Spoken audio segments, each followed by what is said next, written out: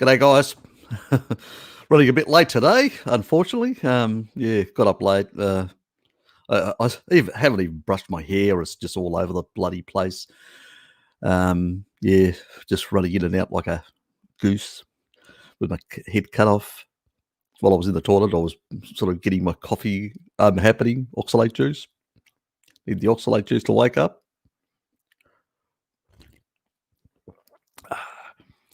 Yes. So went down a bit the wrong way. I'm going to choke myself online. Wonderful. Well, let's get going. Head to YouTube. Yeah, look, it's nothing new.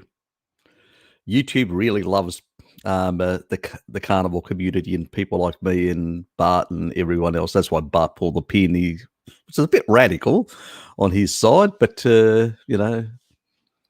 he's been quite frustrated recently, and he's been venting even to me and everyone else, and pretty much, yeah, went the next step, library.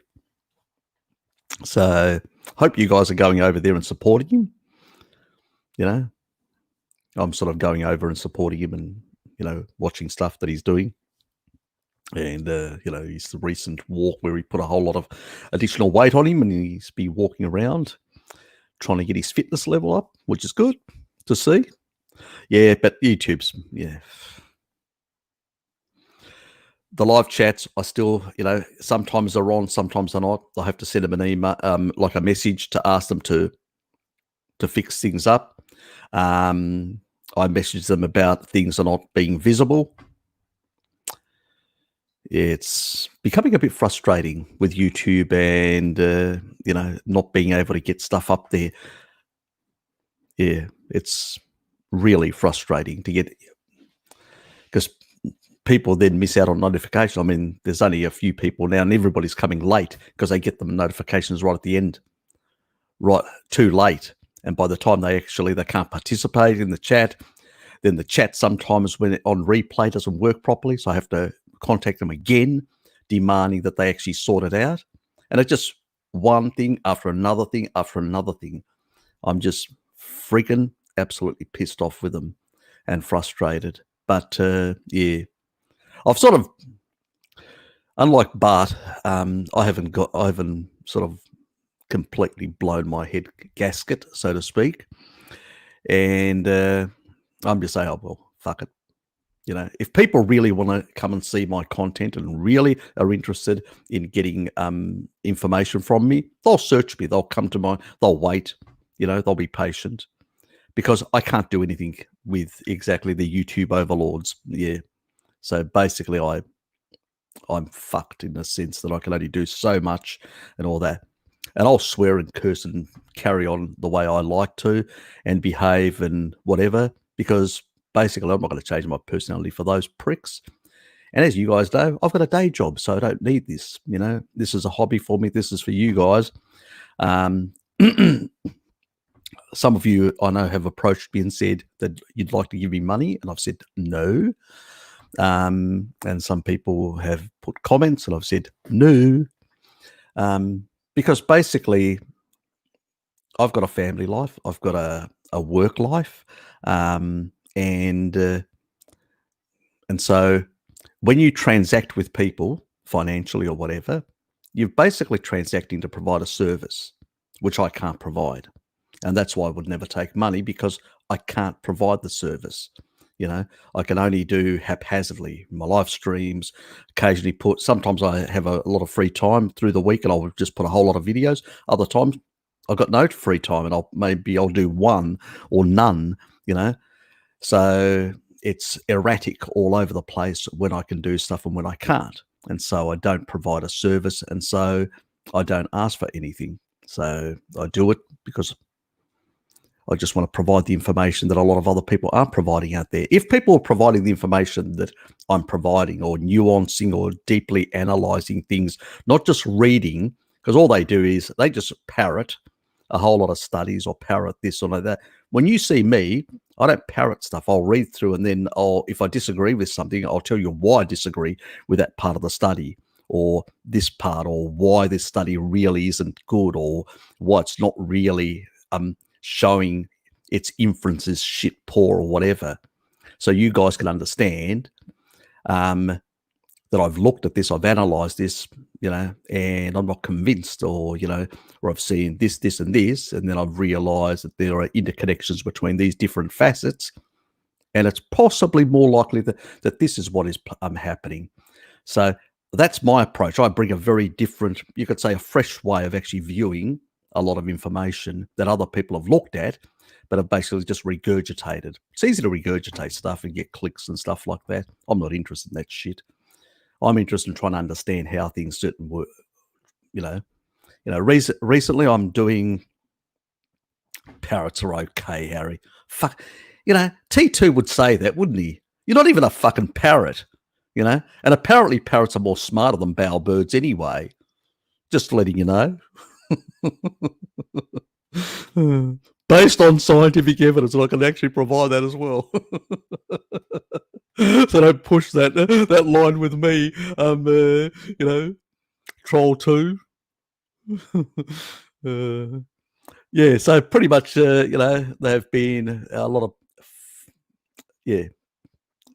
really, yes, there's Alex, yes, exactly, there's a lot of love from YouTube to yours truly. Exactly, love hearts are being blown in my direction continuously. And that's what's causing all these fuck-ups, too many love hearts. It's, stream hype. Something like that. G'day, Melina. Good to see you. Harry's squad. She's going to sleep. Fair enough. She'll watch it later. Yeah, good to see you at least. That was nice.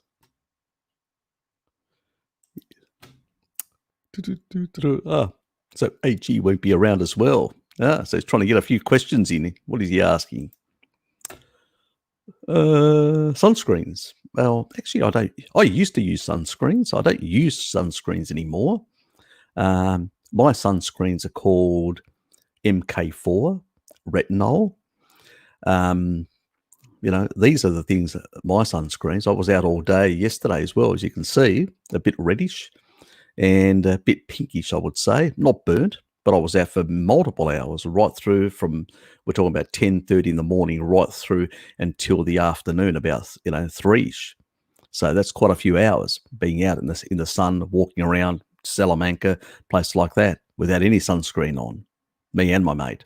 But, we don't consume any seed oils or any crap like that, so we don't burn. I used to burn within half an hour, but not anymore. But obviously, people at different stages of their, let's say, detoxing their skin from all the stored PUFA that takes 4 to 7 years. I understand that. And so I did have let me just go to the folder and try and find the fucker.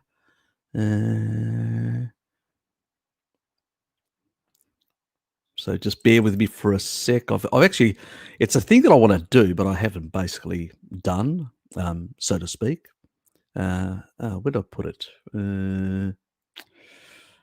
Shit. It's in this, must be in this folder. Okay, sunscreen info. Okay, I can close that down. Okay. What am I doing? What am I doing?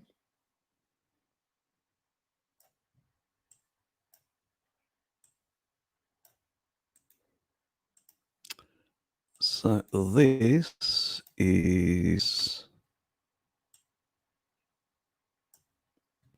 oh, for fuck's sake, just do it. This is I'll just put it in the comments.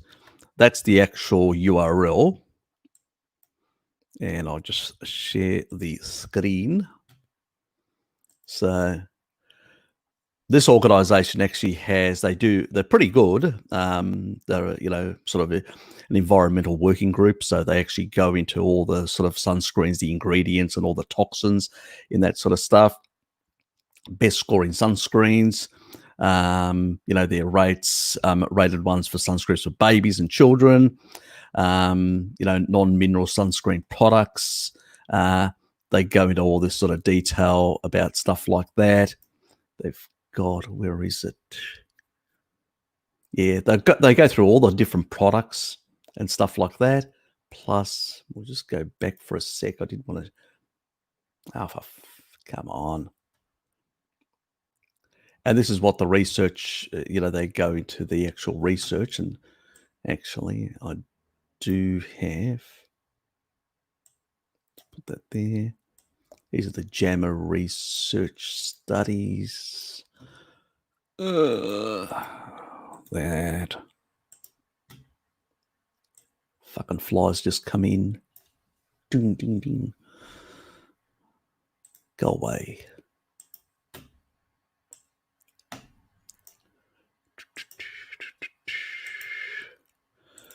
It's sort of something that I did want to do later on anyway. And it just goes through, looking at all the different sunscreens, the effects. This is the later one in 2020. So I will be doing something eventually. But if somebody wants that information now, there's the link. You can go and actually, you can actually grab the link, go to this site. It's got a lot of information about different products and all that, about the new ones with the nanoparticles that can actually cross a blood-brain barrier, and that can be a problem, especially the ones that have got a whole lot of lace and with a whole lot of chemicals and shit like that. Definitely not suitable for kids, but many other things. So yeah, it's something that I want to do. It's part of my February, maybe March list of things to do. So I've got shitloads in my list. Next month, if people have gone and seen the chat that I did with Pim, I've got a whole series that I'll be doing on the gut microbiome this period. And next, like January, is when I want to bring it all together, combine the gut microbiome with the vagus nerve, this back part of the primitive brain and the methylation, and how, and the sun, and how all these sort of work together, because I'm not into reductionist nonsense, but how all these are interacting, very important for neurotransmitters and all sorts of stuff to get things working properly and all that in people. And also I'll explain how, people like Amber Ahern and all that on a carnivore diet, why she sorted out her bipolar, how it happened.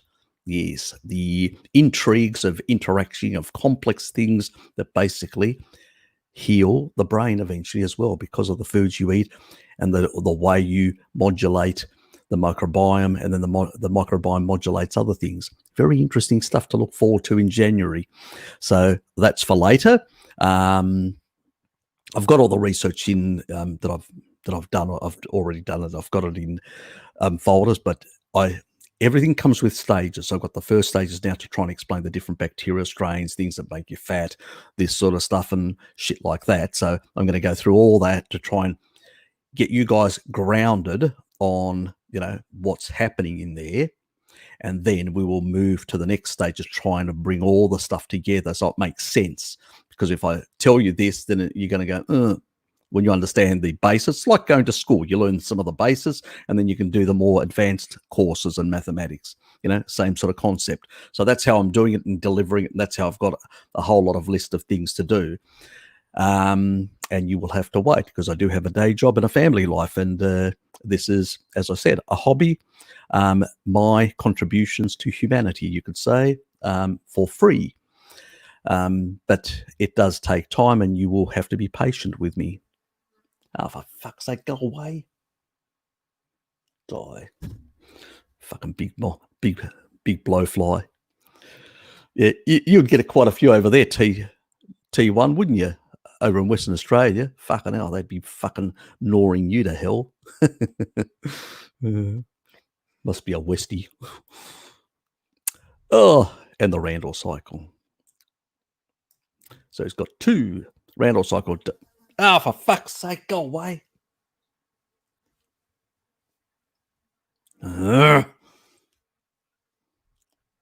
Persistent pest. Let me see if I can actually force it into another room. Give me a sec. Fly problems.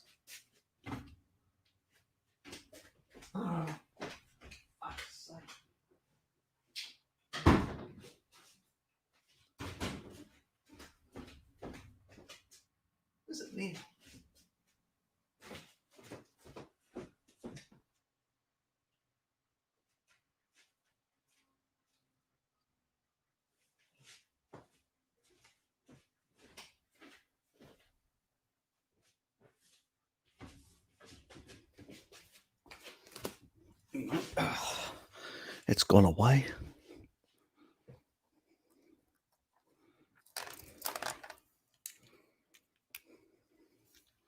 Hey, my grandfather used to shoot them with a pistol. He was, well, the old great-grandfather, sorry, I should say great-great-grandfather that he was a warlord, and he used to load up his, the musket-type pistols and stuff like that. He used to be in his office. He used to bloody shoot the flies. Serpanos think we hate flies. Oh, nuke the place to get to the fly. That's how bad we hate them. Anyway, the Randall cycle. Let's get back to the stuff. Yeah, look, it's all about excess calories. So if you exceed, so if you're actually having, let's say, a few carbs, you're doing physical exercise like people used to do in the past, working on the land, doing, small amounts of carbohydrates, handful. You used to burn through that, replete glycogen, and you would never get to the level where you would engage the Randall cycle. The Randall cycle, basically at the cell level, is basically down-regulating GLUT4 and CD36. So you're down-regulating the capacity to get those, energy substrates into the actual cell. And when that gradient of resistance goes up, it's basically that you've got too much circulating stuff, and it's just going to create endemic resistance everywhere. So that's what we call the Randall cycle. I will do something, because I know Bart's pulled a lot of his stuff off YouTube, and so I'll have to do, it's forcing me, but that'll be next year's a low priority for me. People want to learn about the Randall cycle, they can go anywhere else and learn it, but it is an excess of calories. In order to avoid it, you have to go very low carb or very low fat, one of the two, in that regard. And also you have to do a few other things when you're very low fat, because you'll create a lot of lactic acid. So, some of the repeat guys know that they supplement, and I give them a bit of a bashing on that, and I go, oh, so you're not eating animal products that are very high in these B vitamins, but you supplement, don't you? Yes, in order to oxidize carbohydrates all the way down to pyruvate from pyruvate all the way down to carbon dioxide, in order to avoid basically generating shitloads of lactic acid. Something that the vegans don't understand, because it's stupid. And but these guys are just reductionist nutters that basically don't fully understand the Randall cycle. So, or basically don't ignore it deliberately because it doesn't work with their narrative.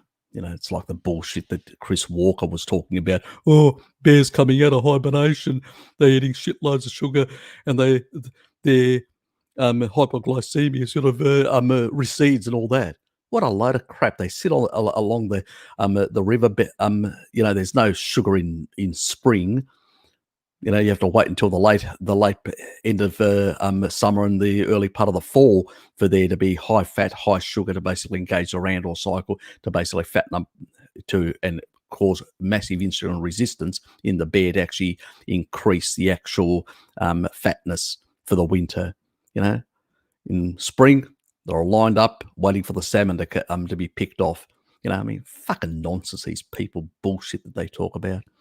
But yeah, it's basically, excess calories. If you're not getting into excess calories, like, let's say the Okinawans that basically say no more than 80% until you're 80% full. So they're a bit hungry in their tradition. And most Asians traditionally were quite malnourished. They just got a bare enough to basically keep them going. Their overlords, their feudal overlords, would basically make sure that they just got enough to survive, but not too much, so they would never engage, even though they were having some carbohydrates. So it was a non-issue. It's just basically modern world where you can eat crap and you can actually push up these growth factors big time. But but even when people are doing pure sugar, like high sugar, low fat and all that, the insulin to glucagon ratio is quite low, only 4. around the 4 mark, maybe 5, if you're adding a bit of fat and a bit of protein extra in there. But it's around that low level. Obviously, when you're on a low carbohydrate or carnivore diet, eating steaks and stuff like that, it can be anywhere between 1.3 to about 1.5. So it's even lower. Obviously, fasting is the lowest, 0.8 in the insulin to glucagon ratio. But in terms of these lower levels, you will basically not be engaging the Randall cycle. That's why a very low fat diet, you will not engage it. And that's why the vegans, but at the same time, unless you're getting enough calories in terms of sugar, you will waste away muscle to get the energy. And this is why they consume shitloads of sugar in order to preserve muscle, because a ketogenic diet or a low carbohydrate diet naturally preserves muscle, but their diet doesn't. So you have to consume shitloads of sugar in order to protect muscle. So where do they get the extra protein? Well, they get from turnover. So what their cells do is those fats and the sort of the byproducts of previous fat oxidation, all that will come into the bloodstream and be used, and the same thing with with amino acids. They'll also have normal turnover of cell that they will be able to utilize as a pool of amino acids as well, and that's what's happening. But eventually they will hit a point where you can't do that, and that's when you start wasting away. And we see that with the vegans. The difference is with the repeat crowd, they understand that. They're not that stupid like the vegans. And so what they do is they'll get supplemental protein, or they'll eat lean animal products or stuff like that in order to get their protein to prevent that from happening. And that's how they get around it. But if they don't time it or manage it properly, they end up becoming a bit fat, on the fatter side, like, Georgie, what is he called? That, the guy that's losing his hair and sort of, a bit on the fatter side and all that does with Danny, George, Blinkoff, Tossoff, Blinkoff, Binkoff, or whatever bloody his name is. Yeah. So he's one of those examples of people that are not doing it right. And probably engaging a low grade into the Randall cycle. But yes, these characters, they won't tell you this, I won't explain this, but they've got a narrative they want to push. Then animal products are very high in B vitamins, but they'll ignore that. They'll say, they'll supplement. I'll give you an example. I actually had a recent one where this guy, I won't go through it all, but tried to have a go at me. And I just basically gave him a bit of a lesson. The way Harry would do it in that regard. So let me just go to my channel. Oh, and it's actually showing that I've got a live thing there. Fucking assholes. And because it was the recent one, which is basically the Paul Saladino and Ray Pete crackpots. It was on that one. And it doesn't surprise me that would draw the actual name. They would have Googled it for their master. And there's this guy, he's called Super Saiyan Fitness or some bloody thing. He's on, he basically, I'll just share it.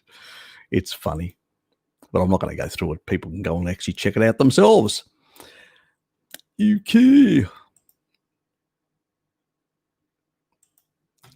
And so this cockwomble was telling me how he eats 1,000 grams of sugar a day.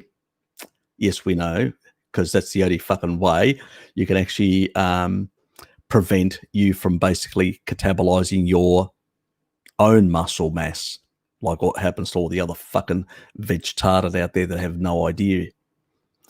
And he basically said, he talks about how, fully using B vitamins to fully oxidize glucose to CO2.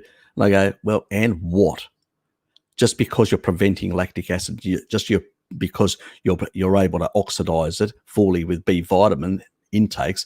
And I basically sort of nail him there. And I say, just more reductionist, repeat nonsense. Heard it all before. Tell your master I'll debate him anytime. I don't waste my time with his brainwashed followers. The PUFA is toxic seed oils that is high in oxidative products and very high in aldehydes that are driving inflammation due to lipid peroxidation. I've seen both the 83 and 84, and I've spoken, my first chat with Bart, I actually talked about these studies, demonstrated lipid peroxidation. So this is not new information.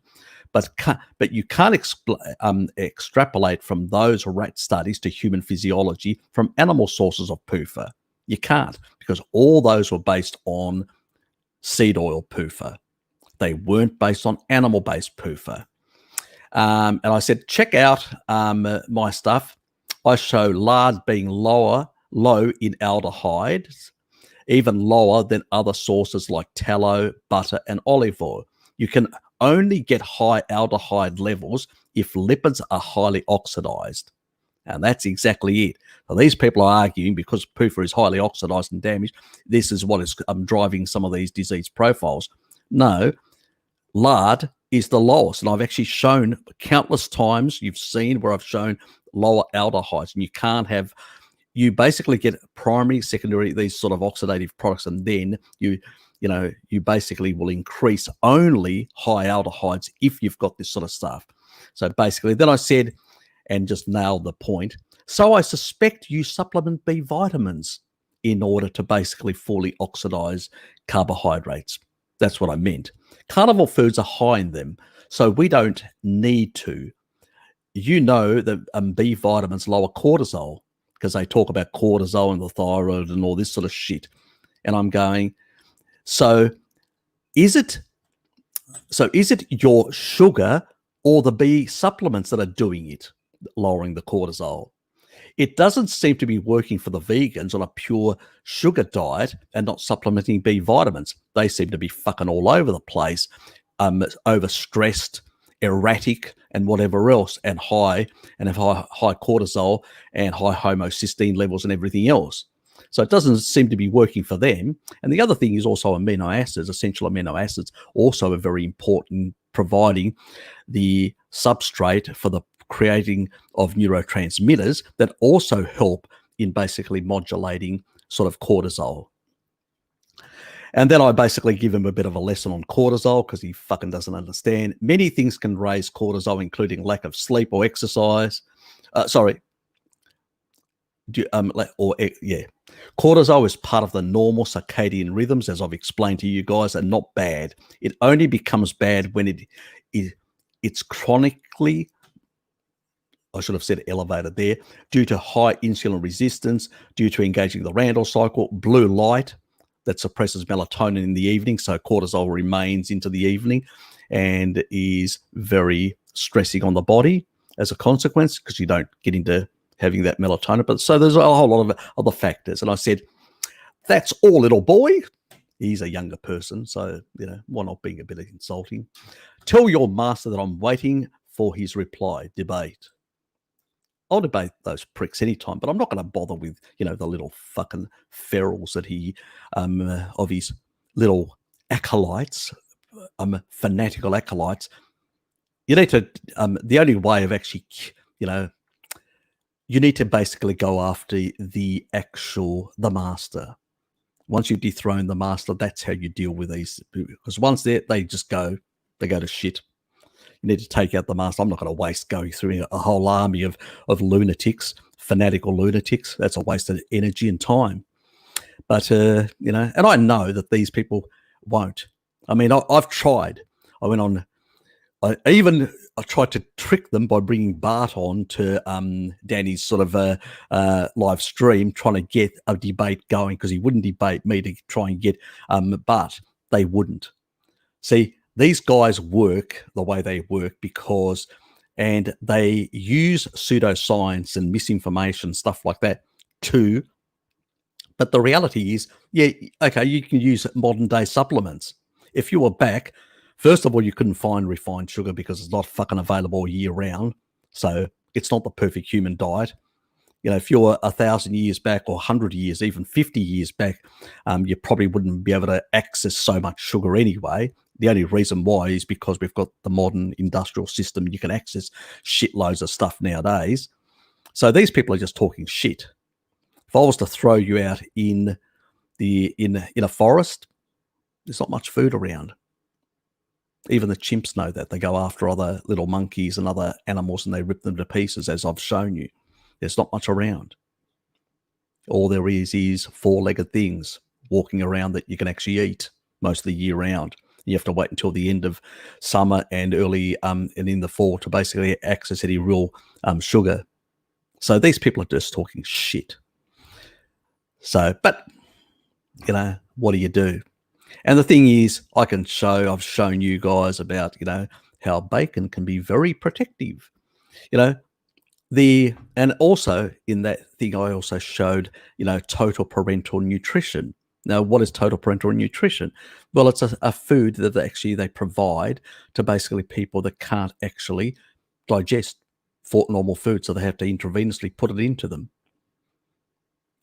And Robert actually showed that, you know, sort of stuff and all that, and that's what I showed, part of that. But remember, that is, you know, when you exclude, you're not engaging the Randle cycle, when you exclude the sugar component, the dextrose, and just give them the glucose, the fats, which is the fat and the amino acids. These people have been on decades, not, you know, more than 10 years, young children that have been on this sort of stuff and have no liver issues, no health issues whatsoever.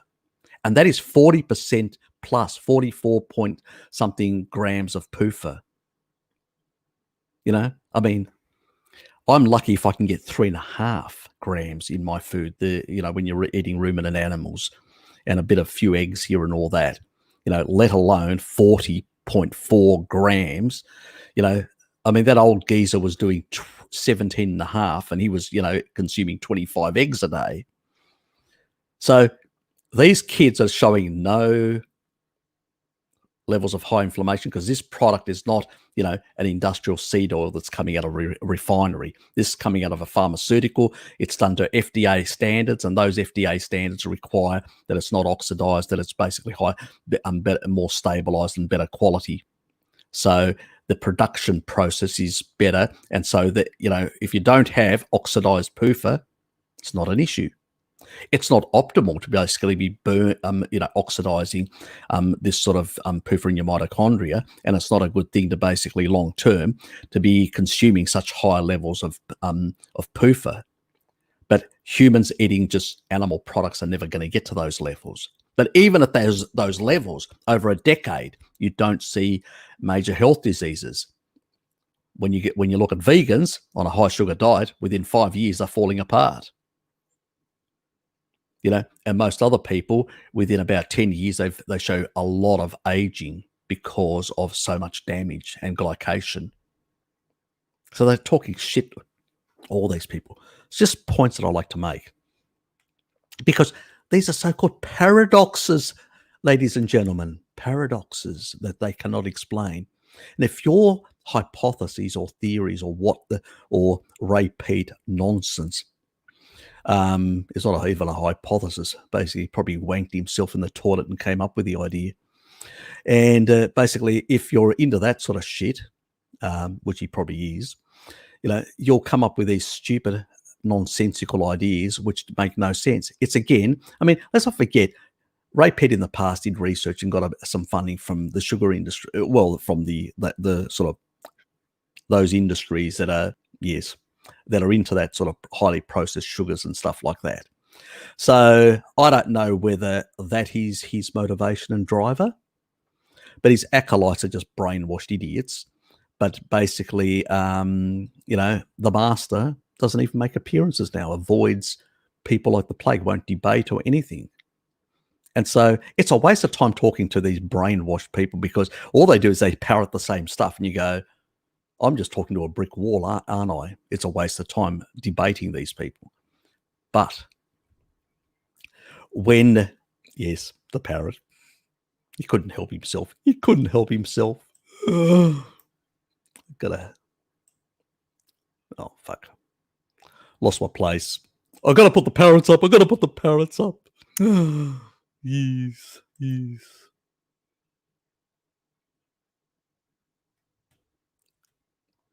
Yes, Lukey. Now, better find a place. I've lost my place. Oh, fuck. So if I missed any of your questions, please try and put them back there again. Bart's been foaming a bit, yeah. Yes, the damn YouTube overlords. They've bent over yours truly. YouTube is frustrating. Usually, yeah, no notification. Yeah, no, it's just fucking. Yes, I've had enough of them myself. In that regard, hello to all of you lovely people. Harry, have you seen any YouTube interviews with Dr. Natasha Campbell? Yeah, ages ago. Yeah, she invented the gap. Yeah, I know that. Yep. She was on Kelly. Oh, all right. Today. Yeah, haven't seen anything today. No YouTube stuff because I just got up. As you know, I've been running late. So yeah, no idea. But yeah, Natasha's part of the sort of Western Aid, sort of a supporter of Western Aid Prize, traditional, fermentable foods and traditional eatings and stuff like that. And, it has its place. A lot of people aren't going to go pure carnivore, and she can actually provide, a sort of a middle ground between really bad diets and bad practices with approaches that are doable by most people. And she is a strong proponent of animal products and the importance of animal products in the diet. So yeah, she's a good person in that regard. I don't agree with everything, but she's a good person, and she's trying hard to help people, with a GAPS diet and stuff like that. So at the end of the day, all of us are students for life, and if we can help other people, yes, everything's good. Long time no chat. Yes.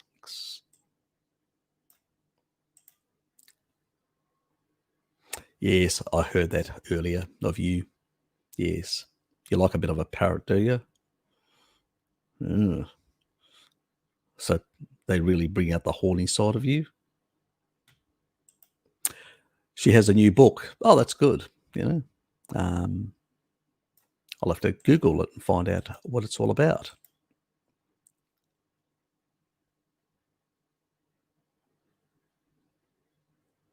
Oh, about the parrots. Yeah, probably is.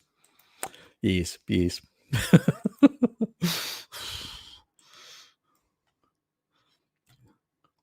The parrot may actually help it improve his sociability, being more sociable and stuff like that. He's into crackers as well, apparently. Rather close encounter. Pudgy smuggler. God. Got to be careful with this crowd, what I say. Things can deteriorate very rapidly. Ravens. You got competition, mate. Yeah, you'd be into those, into budgie smugglers. Yeah, exactly. T1. Oh, don't exclude yourself. Please don't exclude yourself. Just add yourself into that as well. Cretins. I'm not a cretin. Oh yeah. Tell that to somebody who's listening.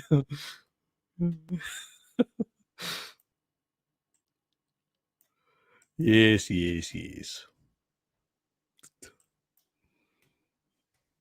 Yes, since I'm not Canadian, I've got no idea who you're talking about.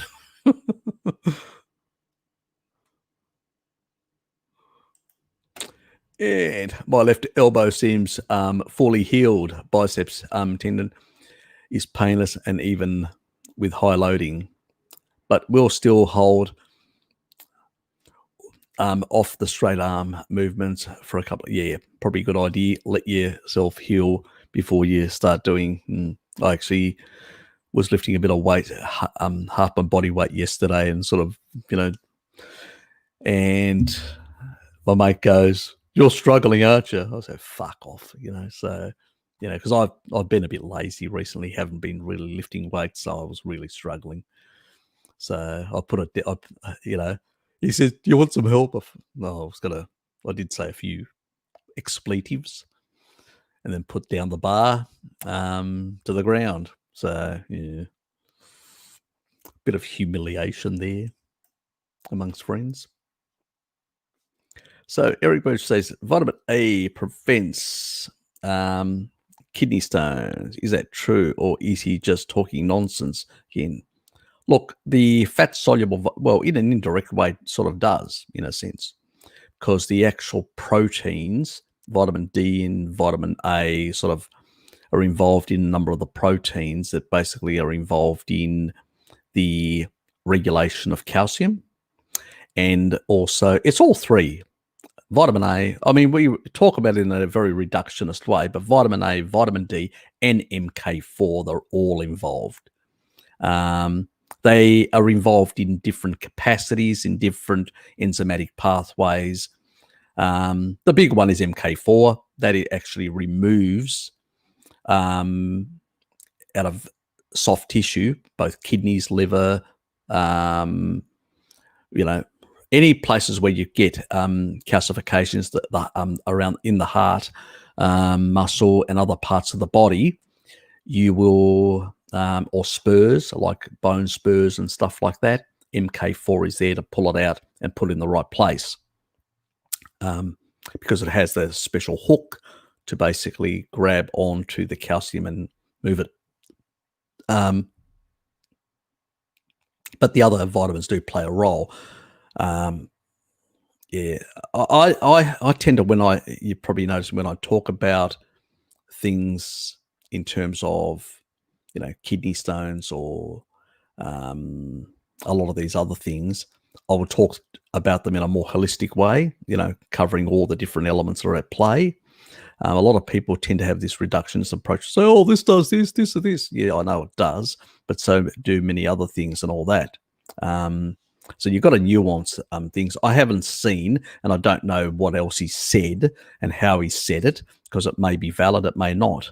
So unless I've seen it, I can't comment exactly. So yes, it is involved, but it's not the only thing that's involved. So I can't give you a complete answer for that, because I haven't seen his video to know exactly what he said.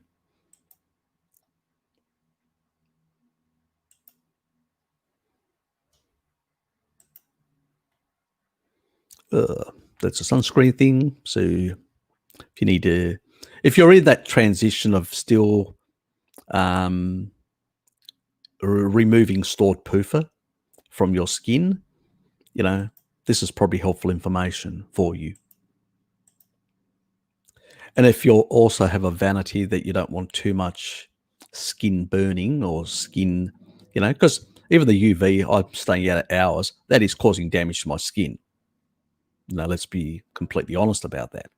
But I'm having good levels of vitamin A and MK4 to basically, and also niacin to sort of heal a lot of that damage that I've will cause on a day. Because normally I'll go out.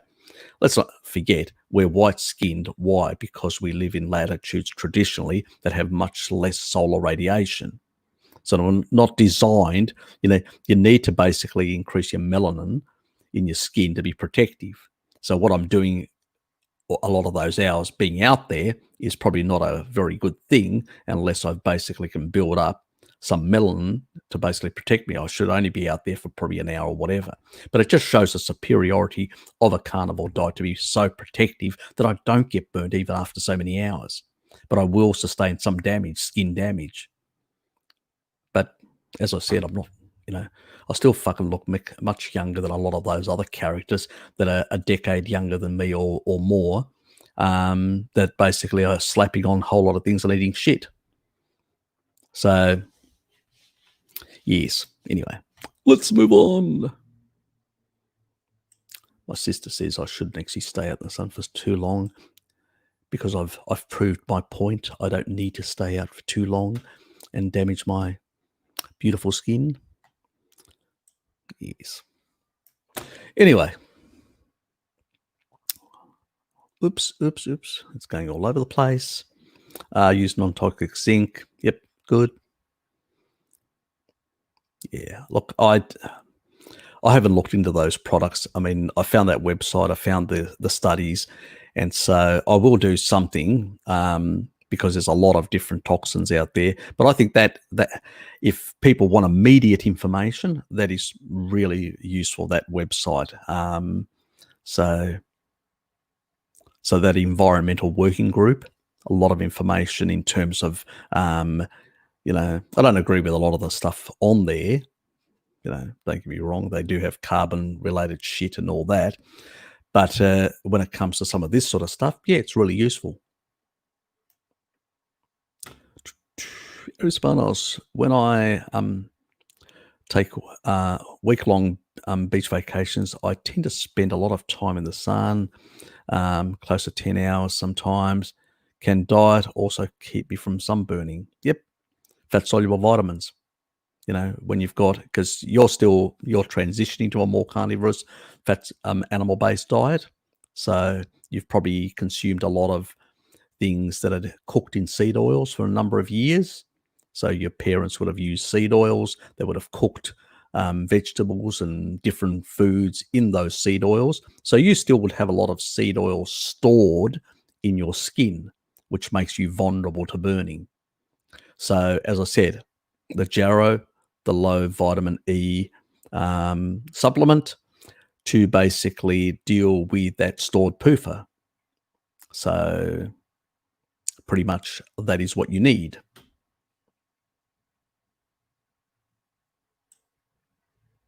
At this stage, and then eventually you'll get enough fat soluble vitamins as you transition to a more carnivorous diet and not have these problems.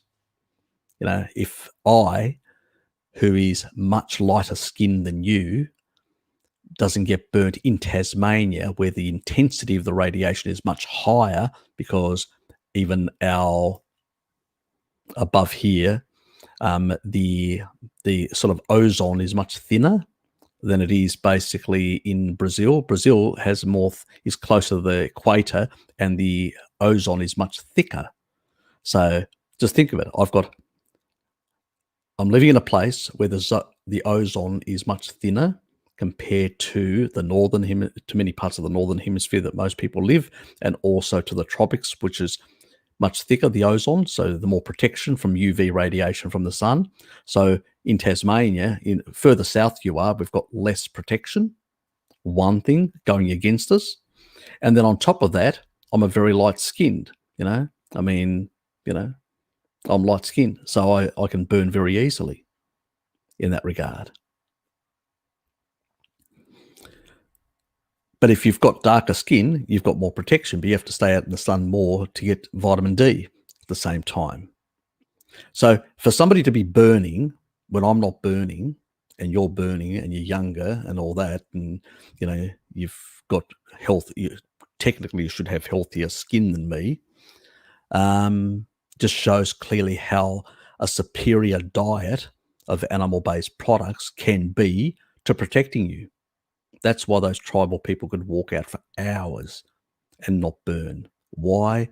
Because for the simple reason, those animal products that they were high in, the fat-soluble vitamins, were very protective. So let that be a lesson to everyone. And so if you're still transitioning, try and stay out in the sun less, wear long sleeves and all that until so don't stay out as long until you basically get rid of the stored PUFA in your skin. It takes about 4 to 7 years to turn over and clear that stuff out with a low dose vitamin E.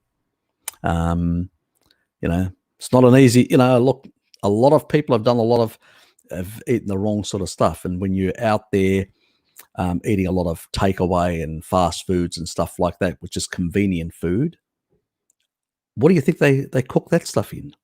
Lard? No, it's all in the seed oils, So people are getting shitloads of that shit into their body. Mardi Gras in the gym. It's quite a Mardi Gras in the gym. Must wear masks between stations, blah, blah, blah. Okay. Yeah, probably, yeah. We don't have that madness here in Tasmania yet, hopefully, but I can go to anywhere without a mask or anything like that. So, but if they mandate it, I mean, what are you going to do? I don't want to end up in prison, you know. Not that I'm happy about those sort of things, but you've got no option. You've got no option. People should really, the only people really that should be wearing a mask is people that have actually got the damn thing. That means so they don't spread too much viral load. And they should basically stay indoors and away from other people anyway, in that regard. But the reality is these things are respiratory. They're going to get around. You're not going to basically stop them. Really what we should be telling the people is get your vitamin D status up. That's going to be your best protection, you know, not basically the mask. Yeah, it's a crazy world we live in, unfortunately, where respiratory infections that have been around for donkey years, and we knew that vitamin D played a big role, and it's just like we were ignoring all this information. Oh, thanks, mate. Yeah, appreciate it. Yeah, that was sort of I actually had promised him that I'd do something like that, so that's why I held off on some of the other sort of gut microbiome things that I was going to do. So I wanted to do that on hers as an intro that covered some aspects, which is the the satiety sort of stuff and those sort of areas that she focuses on, and then to sort of build on that on my channel with some other parts. So yep, yeah, thanks, appreciate it that you did enjoy it.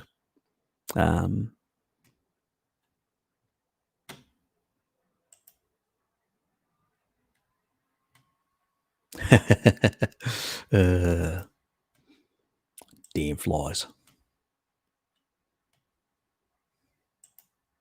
The evil flies. Blue flies. Well, good to see you here, you animalistic character. Tito would be on anything. Let me rephrase that.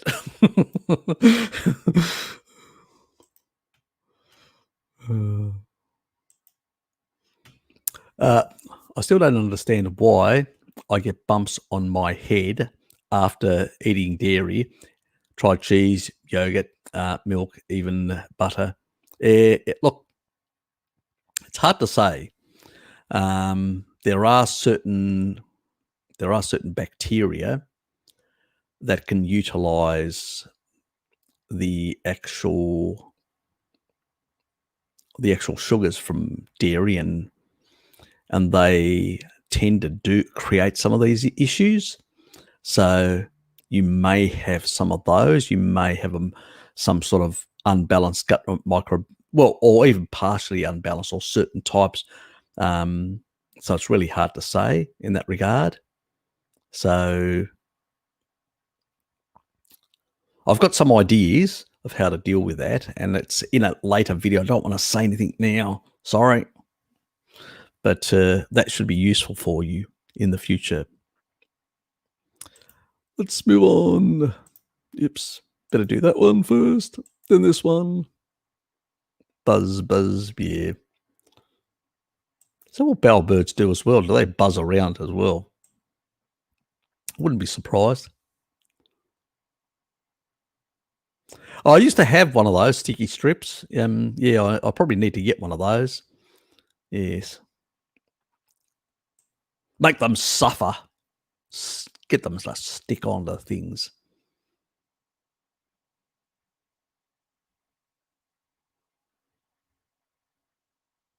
Okay, so I'm sad about having to withdraw from dairy for a while when going carnivore at first, but oh well. I'm disciplined enough to simply do it regardless of how I feel. Okay. Look, So for some people which have had a number of things like sad dieting things and all that, it's sometimes, you know, I usually say to people, go to the sort of just sort of therapeutic type of carnivore diet and just let your body heal, let your body sort itself out, let it fix its gut microbiome, rebalance the bacteria that are basically that are acid loving, um, tend to basically thrive in an environment where a specific amino and micronutrient profile exists. And so when you give them that, they actually then proliferate. They actually, heal stuff, help, and then you can actually then bring some of these animal foods back in, like the dairy, like the eggs, if people have got sensitivity, or the seafood or whatever. So there's always basically, if you've done a lot of things that have caused damage, then you may need to take some steps to basically turn that around, in that regard. Again, Eric Burr says that the folic acid deficiency caused by genetic defects is the cause of anxiety, constant fear. Is he right? I wouldn't go that far. Look, methylation issues can cause anxiety, can cause these sort of things, but it's a more than just methylation issues. And usually people also are eating a lot of shit. And so is it the sugar, or is it the methylation, or is it both, or is it a combination, or different degrees and all that? It's stuff that we can't, put our finger on and say definitively, yes, there's A causes B causes C sort of relationship. We don't have those studies, but there's an association, and that is all there is. So, and the problem with supplementing folic acid, first of all, a lot of people don't convert folic acid to folate very effectively, and sometimes can convert it, very little. I tend to convert it to cyanide. Not a good thing. So you need methylfolate in that regard, but you need to get it from the food. Liver, very good source. Eggs, very good source. These are the sort of sources you should be getting it from. The certain bacterial strains, like the Reuterians, a number of other bacterial strains that grow in an environment where you're eating animal products, they also produce, like that Reuteri strain that I talk about produces B9 and B12 to support the methylation pathway. So animal foods can enhance certain bacterial strains that can increase the production of B vitamins, and they have an important role with that other stuff that I was talking about, that nexus relationship between the micronutrients, the back part of the brain, and all that sort of stuff. Yeah, it's a far more complex picture. These people just talk reductionists, narrow reductionists. They don't understand the interconnectivity of all these interplays. You guys will learn these things as we go along, because that's how we need to understand that. And then we can understand better why our sort of diet has these benefits, because of that interrelationship. Something that these people don't understand because they think in a reductionist way. But, the thing is, this sort of enzymatic pathway that needs cofactors of B9 and B12, I've already explained that. I've got a video that actually talks about this in terms of methylation, and it's riboflavin. You guys know that. So if people have these genetics, just increase your riboflavin. What's high in riboflavin? Raw milk. What's the other thing that's high in riboflavin? Steak, meat.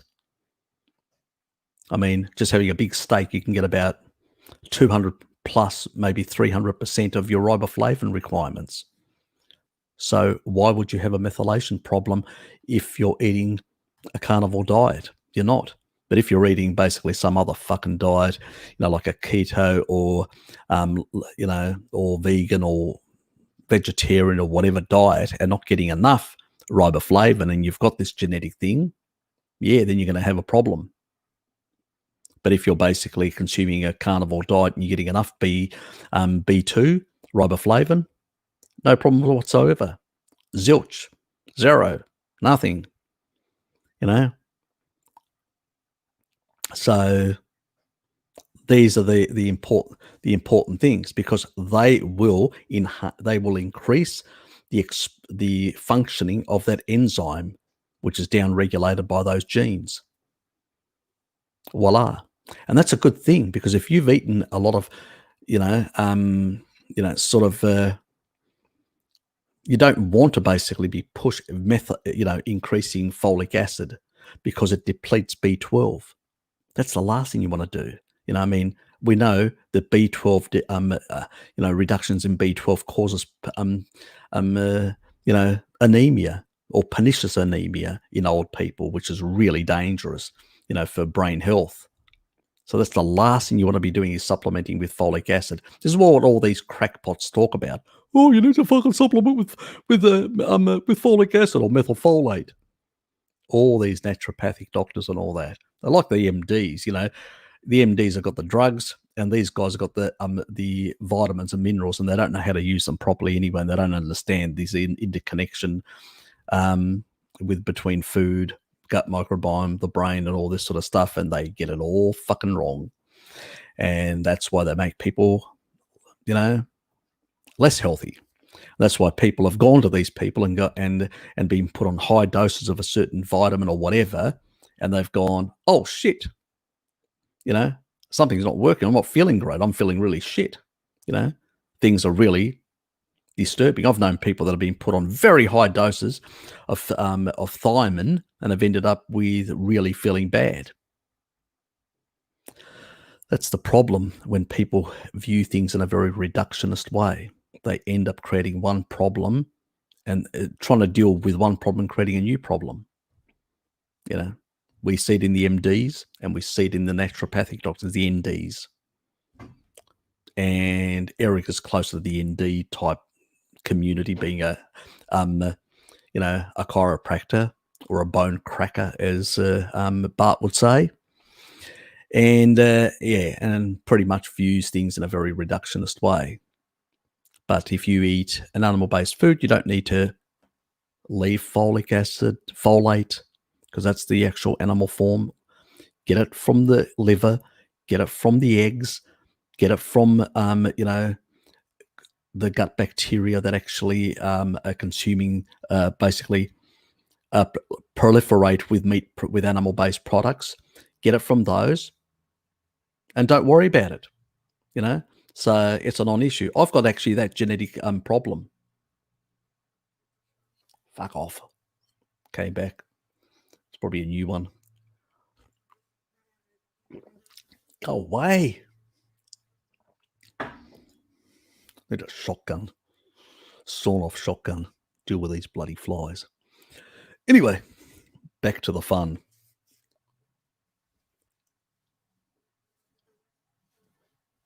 Go away. See my love affair with... G'day, Shell.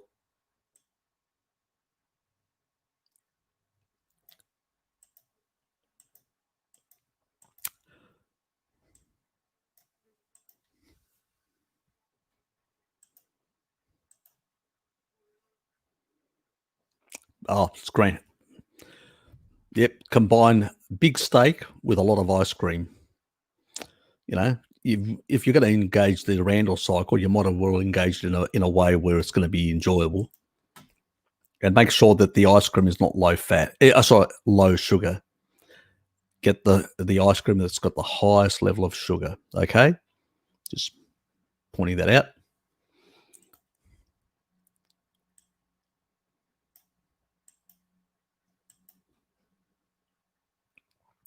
Blinky poo. Oh, is that his new nickname? Blinky poo, not T1. It's Blinky poo. Oh, God. Blinky poo. Oh, nice one, Shell. Love it.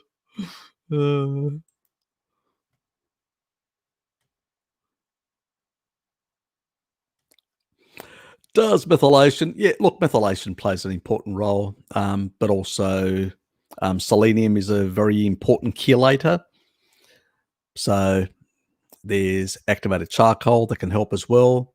Your liver does a lot of detoxing. The P450 enzyme are very important, and you need to support it. And depending on your choline, very important for methylation.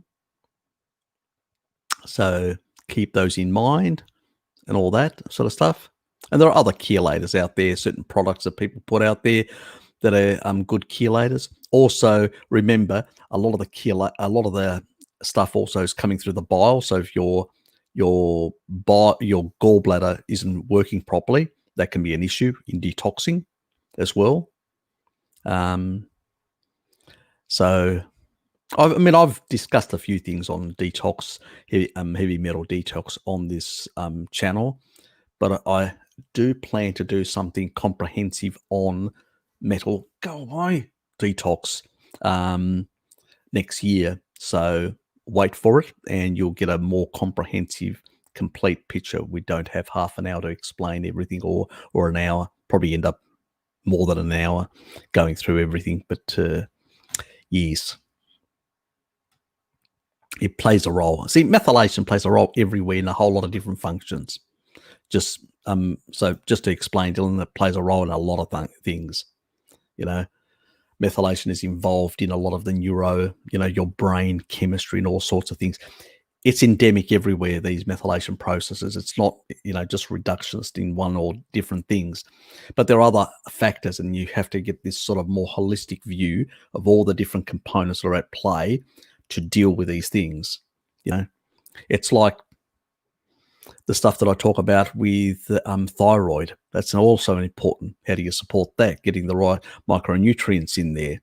But also most people are unaware in the low carb community that if you're on a carnivore diet, it's okay to increase your selenium levels. That's fine, because selenium levels lower your reverse T3.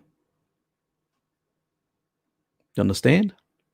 But that also means that you better basically be getting enough protein in there to support that higher functioning thyroid.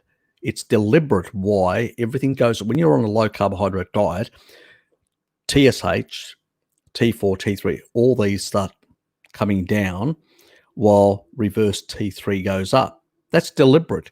It's an adjustment, a homeostatic adjustment to different energy and substrates of food intake. That's normal, the body. That's not a pathological state. That happens if you fast or anything. These are normal functions that the body does in order to protect muscle tissue. It's muscle sparing, so you don't waste away.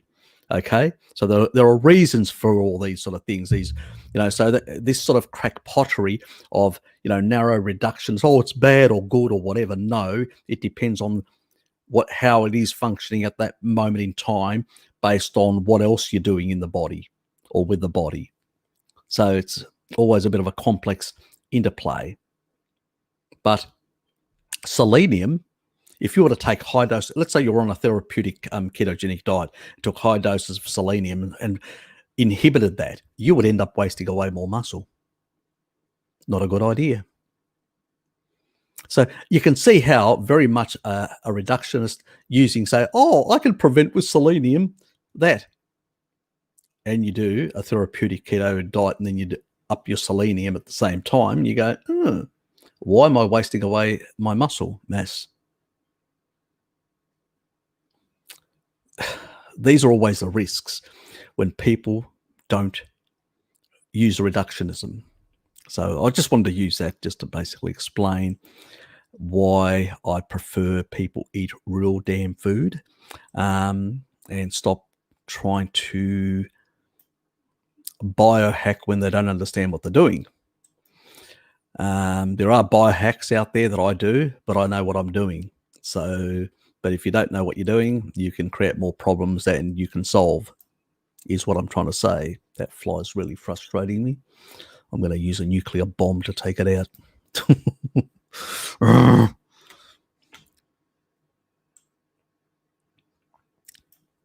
Hell for Harry would be out west in a rural location with a whole lot of mozzies flying around him.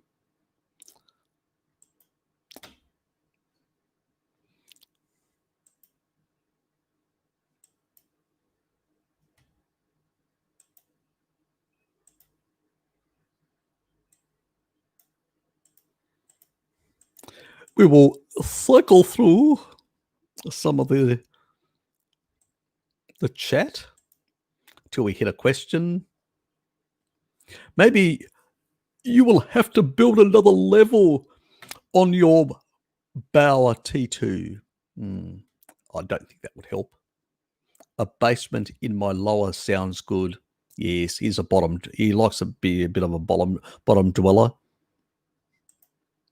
Hi, Honest. Good to see you here. Hope you're enjoying the entertainment of these characters, these sordid characters. I started frying my meat in lard, and I like the taste better than butter. Exactly. That's what I use. I use lard. I love lard. The taste is just really, I mean, what do you think McDonald's in the past used, tallow and lard for a lot of their chips and a lot of their stuff because it tastes nice. And now they use these fucking seed oils. Not only they're killing people with the seed oils, but on top of that, it tastes like shit, But people have got used to eating shit now, and they don't remember what it really tasted like. Unfortunately.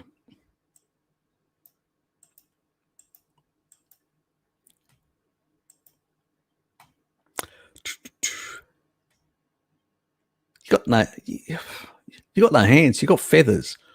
How can you? Oh well, you could probably hug with feathers.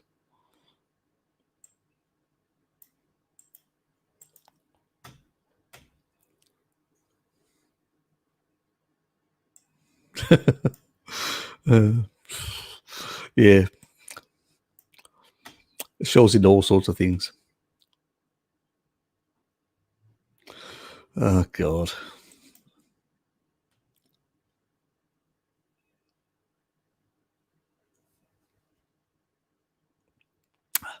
Well, I've only been trolling you two, and I mean, let's just make this quite clear to everyone. You're, piss weak, you two. What's wrong with you? You've lost your spunk. I mean, used to give you a bit of a hiding in the past. Now I'm giving you a hiding. What the hell's happened? They've just really, they need a good whipping. I should send them over to you. Give them a good damn whipping. They really lost their spunk. Yeah, that little froggy. God, he's bad. Oh, don't worry. We all do that.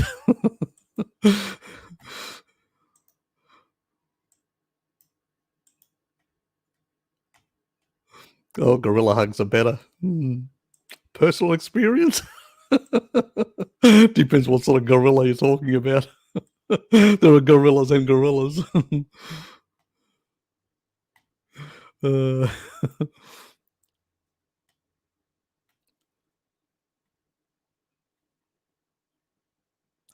Odyssey. Check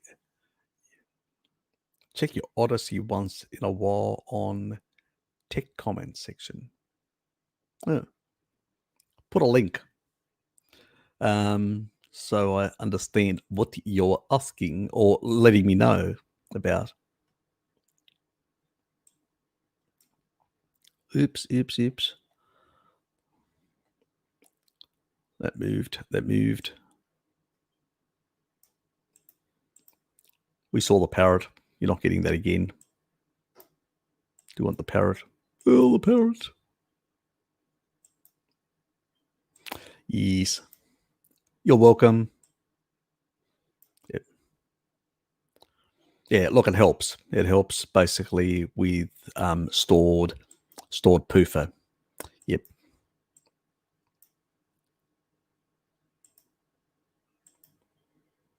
Am I parroting you? We all are parroting you.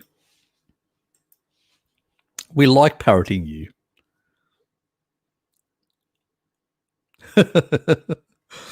Hey, Sir Parrot to you.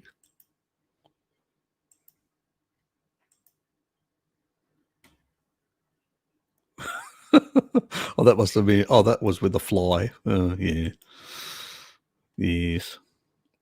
Is it best? What was this? Is it best to take D3 with K2? Best thing to do is basically get out there in the sun if you can. If you can't, yep, take D3. Make sure that it's MCT, any other saturated types like palm oil or coconut oil. At or olive oil, as long as it's extra virgin, cold pressed. Yep, that's fine as well in the supplementation.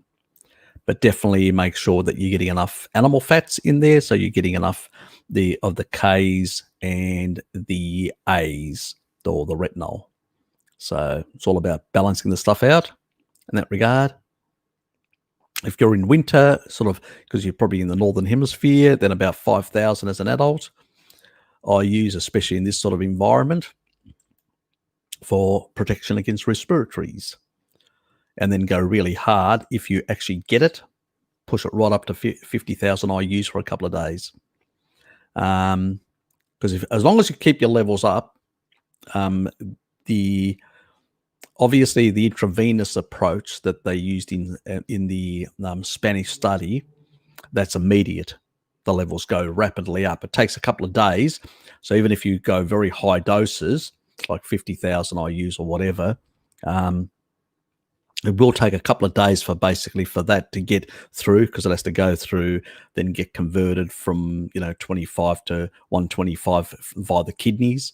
So there's a whole lot of enzymatic pathways it has to go through until it gets converted to the active form, where what they did in the Spanish study, they gave the active form immediately. So you're high if you've got a good level of vitamin D. And I usually say to people before, stick to about 5,000. It's much safer. If you wanted to go, if you thought you may be deficient, go and get yourself checked out. Find out where your 25 is, because that's the sort of we will know about the stored level, or where your stored levels should be. Active levels can vary because of requirements by the body. If you're in a sick state, that's when I usually say to people, check your 125. What's your active sort of state? If your active state is very, you have some sort of health problems that aren't converting properly, you need to know. So you may need to basically have intravenous active form by the doctor, blah, blah, blah. So that's a different subject matter altogether. But if you go and check and find out that your levels are very low, then you may want to go much higher in the supplementation to bring your levels back up.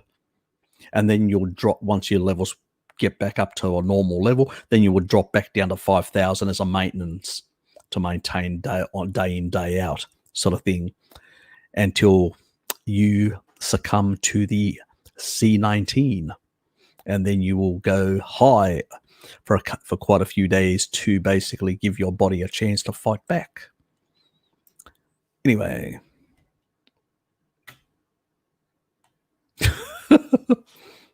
Really? Is that what I'm doing wrong? I need some feathers. You're a sick bird, you realise that? You're a really sick bird.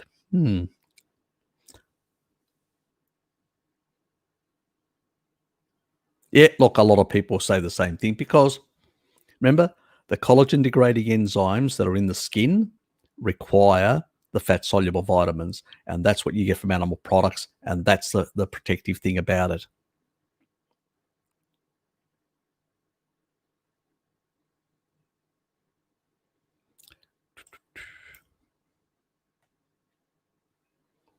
And birds don't. Okay. So late. They need something else, but we won't go into that. Lucky bird. God almighty. God almighty.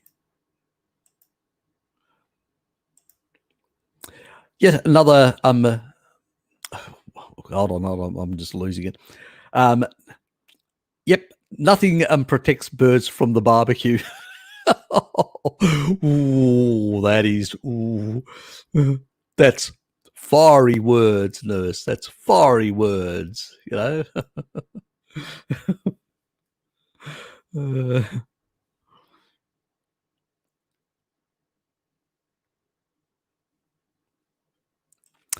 Yes, yes, yes.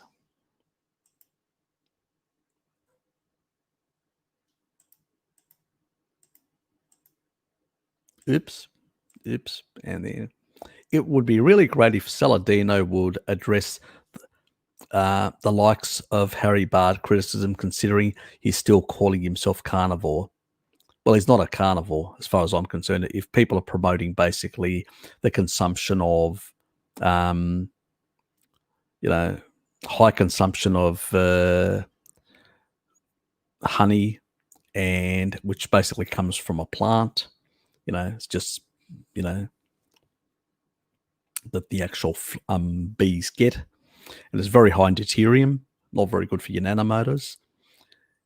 And then on top of that, promoting, even recently somebody said rice, if I'm not wrong, that is okay. I would say he's moving towards a mixed macro diet, away from a carnivore diet. That's what everybody else, other bodybuilders are not carnivores, consume honey, rice, and basically meat. That's not carnivore. And I think recently even Frankie's done that. Somebody told me. So I actually saw the recent video. Somebody told me about it and said, "Go, yeah, got to check the new video that Frank Tofano did, where he was, talking about some legal action with Salad Boy." And I go, okay. I went and took a look at it, and I'm going, why bother Frank? Why the fuck bother Frank? Goes out of his way to set up a website in order to basically, it's like between them, it's like a spaghetti western. Those two are full tongue at each other. The reality is, I don't give a shit. I give the information freely. People can share it anywhere they like and all that. All the information is available in the literature on PubMed and many other places where all of us get the information. None of us have created the information. We are, you could say, middlemen, the middleman between the research and the public. So we get the research, we look at it, and then we present it. Most of them, that's how they do it. I nuance that information. So I get the information, then look at it and say, well, like Bart, is it credible? Is it not credible? And actually explain where it's wrong and where it's right. They don't do that. They just will search the literature until they find studies that support their argument. And then they'll push that argument to basically, I'm going, well, that's bullshit you're doing. And that's what they do. Yeah, look,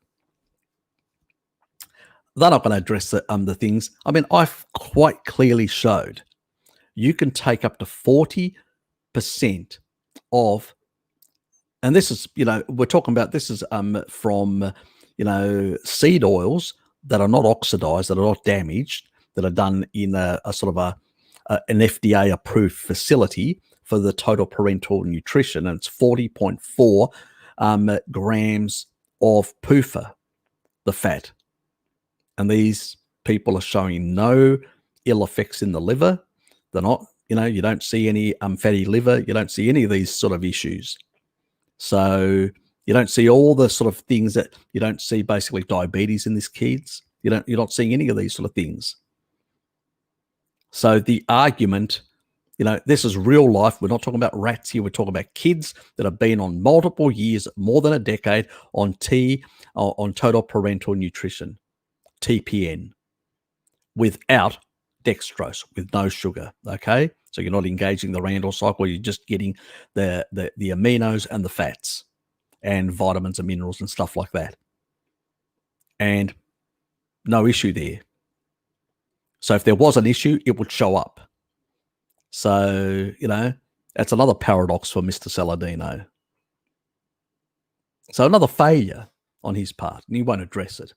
He won't address the deuterium side when it comes to basically, mitochondrial health from high consumption of high deuterium foods like honey. He won't address that. He won't address a lot of things. Why? Because it doesn't suit his narrative. He's basically being manipulated by a number of people that he's actually starting to associate around who are repeat fans, okay? And they are basically pushing these reductionist nonsense he can't argue against because he's not a scientist and he hasn't done deep research. He's a medical doctor, basically, and yeah, I noticed that. Frank invented PubMed. Thanks, Shaw. Yeah, exactly. Lawsuit. Yeah, I know. I've heard about the lawsuit as well. That's what I'm talking about. The thing. It's just nonsense. If I criticize the stuff that Paul or other people are putting out there, Ray Pete and all that. I don't go personal. I don't say basically Paul is basically a criminal or Ray Pete is a criminal, or it's only defamatory if I basically say that basically if I was to say as an example that such and such a person is a drug dealer or a pedophile or whatever, that is defamation. That's wrong. You don't do that unless you've got evidence. And if you've got evidence, you go to the police and report that and provide a statement of evidence for the police to pursue that person for criminal conduct. Okay? But criticizing people's beliefs is part of democracy and part of the freedom of speech and the freedom to basically us to have discord, to basically argue against people's beliefs and views and things that they're putting out there. And that's what I'm doing. So when I criticize, Salad Boy, yes, we're all colorful because in politics, when you do political, when you use political, so you do basically ridicule your opponent's views and you call them Salad Boy and Rat Boy because they're using rat studies and stuff like that. That's not defamation because you're not basically, that's quite clear. It's a political thing. You're criticizing their views, their ideas. But if you were to say that they are, a drug dealer or stuff like that without any evidence, that would basically be if I was to say that such and such a person is dealing in heroin without no evidence whatsoever, that would be a liable thing. But I never say things like that. I criticize them on what they argue. I'm always careful about that. And Bart does the same thing. We criticize on the science and all that. What Frank apparently has done, I'm not sure, maybe, because I haven't looked into it. Some people are saying that he's basically defamed Saladino on certain things and set up a website and deliberately put out things out there which are false. So there could be a case for defamation. I don't know enough. I haven't looked into it, and I'm not interested. I don't give a shit what these these two involved in their own spaghetti western, what they're basically doing. I don't care. It doesn't affect me in any way, either monetary or in any other way. So I don't care, as far as I'm concerned, both of them have gone off the rails and they're both out there litigating against each other and basically carrying on like, pork chops, it's just ridiculous. It's nonsense and all that. So what do you say? What do you do?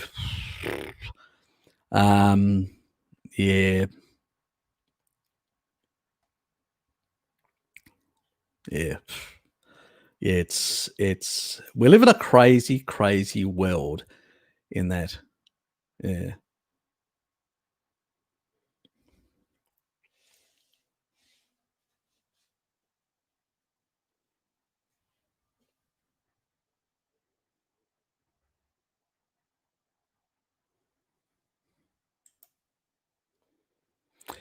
Anyway, let's move on. As I said, I've got about an hour-ish before I have to go. Actually, slightly less than an hour. Paul Ad's getting from all direct. Anyway,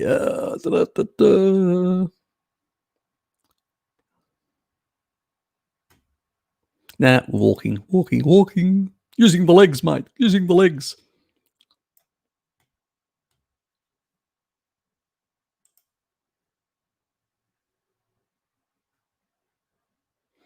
It's about 155 parts per million, similar to water, actually.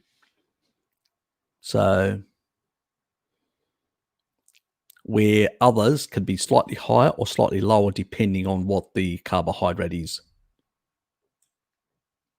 That is coming in the new year, going through the different types of sugars and different types of foods and stuff like that, and what their levels are, the different, yeah.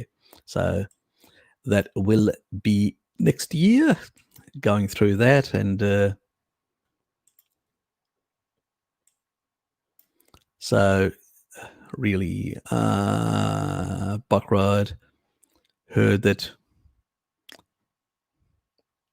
I heard vitamin U exists. What exactly is vitamin U? Don't know. Absolutely no idea. I'll have to look it up. Well, there you go. Something that you learn something new every day. There is a vitamin U. Let me friggins.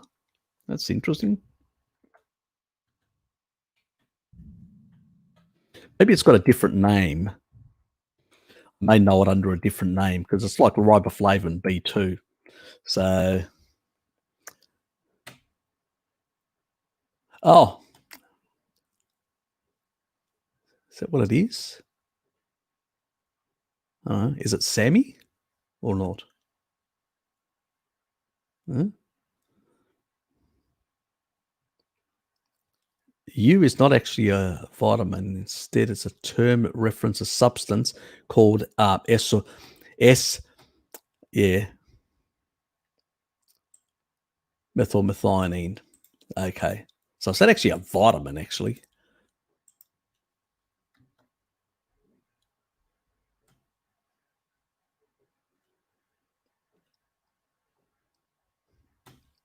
Okay, so yeah, we're talking about a completely different thing in that regard.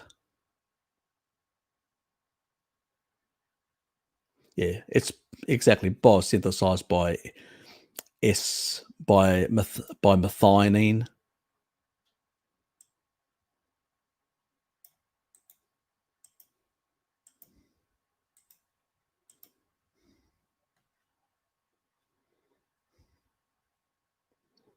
Yeah, that's just part of the methylation cycle. Yeah, you're confusing me. Yeah, so basically, it's methylmethionine.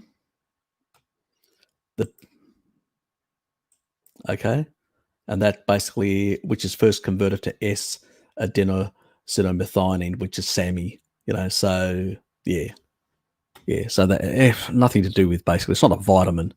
So it may have been identified years ago as something, but then when they realized that it wasn't a vitamin, they dropped the vitamin thing. It's a number of things that they've realized. I mean, vitamin D should not be called a vitamin. It's a hormone. They should get rid of they should stop calling it a vitamin, because it's not a vitamin. It's a hormone. It's, again, like this is part of the methylation, and so yeah, but they just yeah, I didn't realize that was its original, what it originally was called, vitamin U. Well, there you go. You learn something every day. Yeah. There's a lot of things that were called one thing once upon a time and now are no longer called, because we've understood the biochemistry and we go, oh, that's not the case. So yeah, that's what really happens. Okay, so that's what it was called in the past, vitamin U. Well, there you go. You learn something every day. Get him, T2. Oh, God. They're at each other's throats. Somebody. Oh, that must be very difficult. Is it slipping out of those feathers?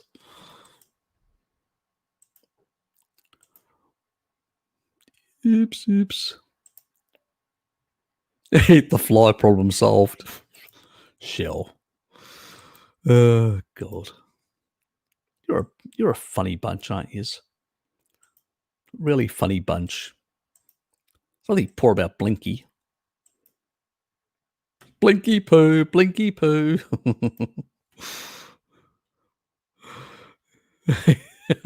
Yeah, okay, yeah. They do have good protein, a good protein profile, all insects. They're very high in protein. Why buy protein powders when you can eat insects? Yes, good point. You still call Blinky poo to us? You know what? Second place is a pile of shit. Never forget that.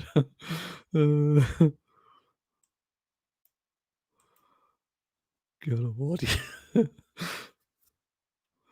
The flying problems.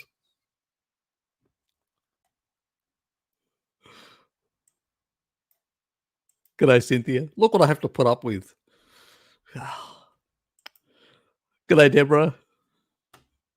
Yeah, you were notified late, I suspect, as well. Yeah. Thank you, YouTube.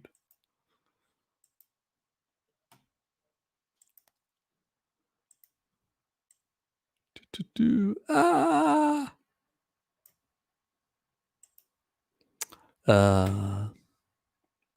Good. You like my musical adventures. Harry, I never realised selenium could make us need more protein. No wonder I had a bit of atrophy. Recently stopped taking it. I could feel I was too hungry. Yeah. Look, selenium's got its place. It's a very potent antioxidant, but also has a very important role in the regulation of your thyroid hormones and stuff like that. So, too much with not enough protein can be a problem, as I said. So you've got to be very careful with these sort of things. And that's why I say get these things from real food. Liver has got, and a lot of the other things that are required. Eggs have got, meat has got. So when you take it with real food, it's all balanced really nicely. You don't get into these problems. That's why you've got to be careful with these things. And that's why an animal-based food is really nutrient dense in terms of micronutrients, but it also furnishes. So you get all the cofactors and you get the proteins. And the proteins basically are used both for your tissue, but also for the enzymes. And also, remember, your body also has proteins, not enzymes, but proteins that actually are like carriers. They'll carry in minerals in your gut, certain proteins, and they'll do other little functions around the place. So you've got, but all those structures, both simple proteins, little simple nano machine proteins, or more complex with cofactors, micronutrient cofactors, which are the enzymes, which use vitamins and minerals and all that as cofactors. Those sort of things are basically require a lot of protein as well. So taking a whole lot of supplements without enough protein is not going to, things are not going to work properly. Houston, we've got a problem. So that is why an ancestral diet, which combines both the micronutrient profile with the actual animal foods, are providing and furnishing all the micro elements that are required for a good functioning human body. And then you don't get into trouble. It's simple as that. It's not complicated. What I'm trying to do is nuance and understand why this happens, and also if you get into trouble, how to get out of trouble. That is, so I'm doing my little shaman thing for the tribe. Harry, can you do an OBS Fat 101 on various omega-6, omega-3s? Yeah, look, I'll eventually do something covering all those sort of things as well in time. There's a lot of stuff out there, a lot of nonsense about all sorts of things that people talk about continuously. It drives me up the wall, believe me. Let's try and get through quickly through this stuff. What? Why would you want to? Histones basically are involved in regulating, in important regulation of gene regulation. So, cool. You wouldn't want to remove them all, you know. So there's an important thing about of homeostasis, and if you eat the right stuff, these sort of things will function properly. You know, you do not want to be removing them, when they have an important regulatory role on that, but you don't want to overexpression or underexpression. If you're eating a species appropriate diet, you should basically have proper regulation and not over and so again, the methylation part of is also important for this sort of thing. So what you do will actually either upregulate or downregulate certain gene pathways. So it's really important. If you're not eating appropriately, you're going to have problems. Also, do you know any good spore-based carnivore-specific probiotics? I've already discussed a lot of this sort of stuff, but there is a very important biohack how to get back and increase and change the gut microbiome. It's coming. It's coming next month in December. You'll have to wait, and there'll be a lot of information explaining how you can do short-term certain types of biohacks to basically fix up your gut microbiome very quickly. Yes, it's all part of that other information that I will be getting into in the early part of the year as well, where we'll go to the next level. So this part is explaining the basics and then moving to the next. Be patient.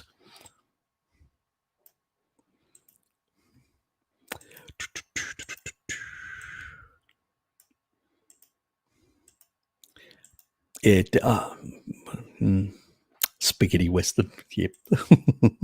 I thought I'd like that, two Italian American boys at each other's throats. Like, you've got to use the spaghetti Western thing. And I mean, I'm surprised that basically that we haven't had a spaghetti Western of Saladino and Frank from basically Luke. Luke, what are you doing? You should be basically, Luke, you should be basically producing a spaghetti Western image of those two characters. Deuterium glycating worsening on high triglycerides. Just some random indigenous groups is free of chronic disease, eating high carbs. That doesn't mean that anything anywhere near a good thing. Well, remember, they're in the tropics, so they're depleting deuterium because of UV. They're outdoors all day. Plus, they're getting about 30% of their energy directly from the sun. So the 2/3, they will be depleting that deuterium. So it's slightly less of an issue for them.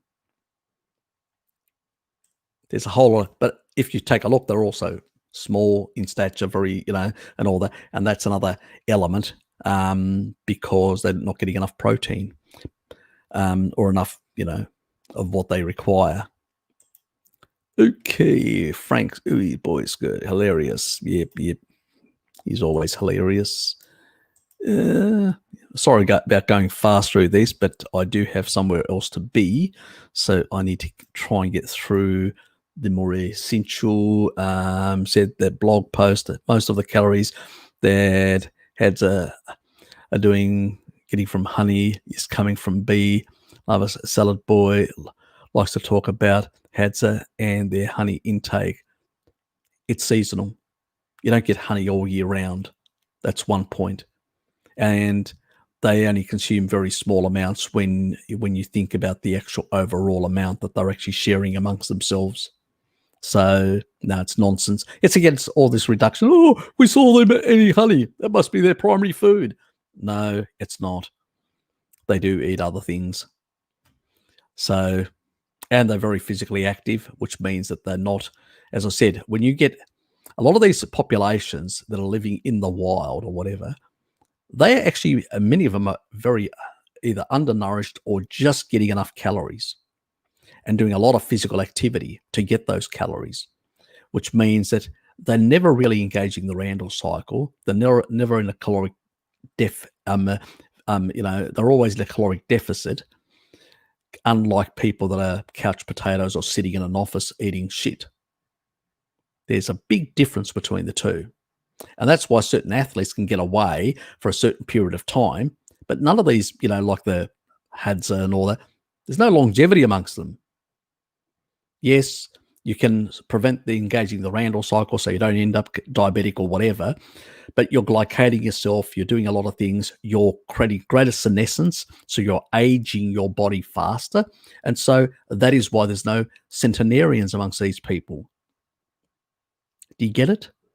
With the North American Plain Indians, many died also for communicable diseases. Being tribal people, you're at the risk of nature and getting all these diseases. But you still had people living in their 90s or whatever, great warriors that were in that old age on an animal-based buffalo diet. It's a big difference between certain diets and how far you can go between one diet and the other. Yes, you may not getting the what we call the diseases of civilization, but the diseases of civilization don't only come from the foods you eat, but the lifestyle you do as well. It's a combination.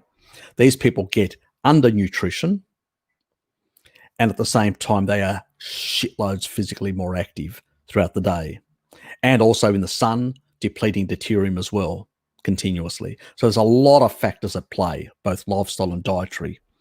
But they don't have any longevity amongst themselves. There are no centenarians amongst them.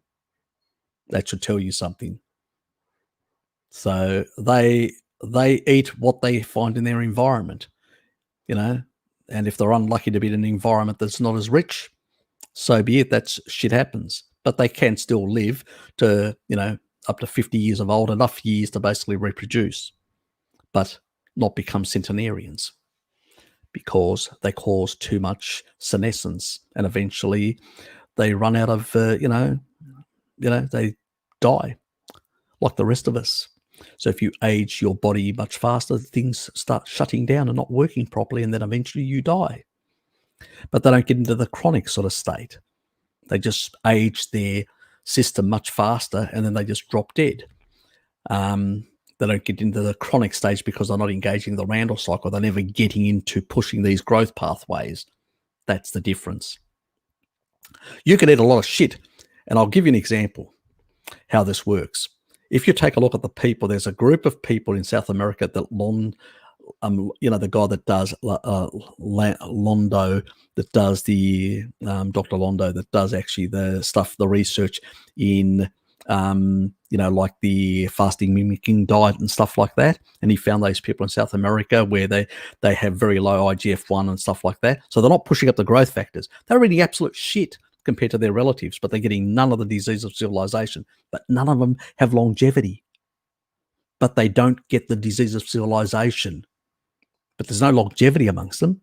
But they don't get cancer. They don't get any of these diseases. But they just drop dead eventually. But they have a shortened life because they're eating this shit. But the only reason why they're not getting cancer, they're not getting all these things, because they're not pushing all these growth factors up because of genetics. These guys are basically doing lifestyle things that are basically not pushing up these growth factors, but they're not living long. But when you look at the Okinawans eating pork as their primary food and low glycemic vegetables, and also not going over 80%, and the Greeks of Ikaria, which is all animal-based products, like I've shown on that video, they do live long lives because they're low deuterium foods. As I said, the animal that lives very long life are basically low deuterium depleting machines like the camels, which you can't tell their age because they don't age like the rest of the animals. It's more nuanced, guys. Animal food's going to be lower, especially the fats, lower in deuterium, and they will give you longer life. The Okinawans that are consuming lard, which is the lowest in deuterium of all the cooking oils or fats, it's not surprising. Sardinians, the same thing. The Icarians, same thing. Greeks, traditionally in the mountains, used lard, like my great-grandfather that lived to 107. My father used to lard with his mother. It's not surprising. Low deuterium foods will give you low longevity. Say no more. And these high deuterium foods, unless salad boy's out there in the sun depleting his honey addiction, he'll be aging much faster than the rest of us. Anyway, let's move on. As I said, when you look at the arguments of these people, you can pull them apart within seconds. You know, they're a joke. I think that's why they find me intimidating, because I go for the juggler. I miss second base. I just go to third base and Sue Harry. Oh, well, they can try. They're not going to get anything. That's what family trusts are for, company structures and whatever else, to sort of make sure that people can't get to your assets. Yes. And moving on. But I criticise. I don't basically, at the end of the day, I still don't basically use terminology to say that these people are bad or done this or that, things that I don't have evidence for. I just argue their food politics. That's what I do. And that's completely different, and that's allowable. You can have a different opinion. You can criticize somebody for their food politics or their politics or anything else. What you can't do is defame people and say that, they are doing something criminal when they're not. Frank was great at the beginning. Downfall started with workout lifting criticisms he received. Well, you know what? He can't handle criticism. He can't handle a lot of things. He goes off the rails. And then he started playing around with electrolytes and all sorts of shit and all that, rather than just eating food and stop, doing these crazy experiments. That's what really, and then he's, paranoia kicked in, and fuck. Did he really lose the plot? That's when he started going around calling other people, shills and all that. You've never heard me say that, because I don't give a shit. If you want to eat corn stuff, who cares? I don't care. I will say to you that's not a good idea because of the glyphosate and stuff like that. But I won't basically, say to people, oh, you're this or that or whatever. If I've got proof that you are getting money from a specific company to say those things, then I'll present it, that information. But if I don't have proof, I can't say that. So these guys just, and they wonder why they get into trouble. Yes.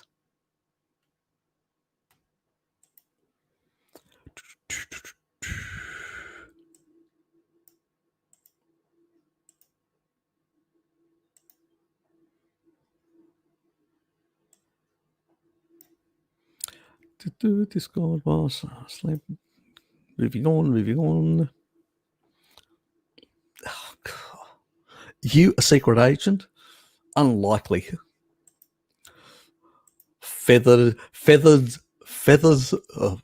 Incorporated, or the Feathered Gentleman. I couldn't help myself there. The Feathered Gentleman. Luke, you need to make one of Bowerbird as the Feathered Gentleman. He's a new secret agent of the Carnivore Society. Oh, God.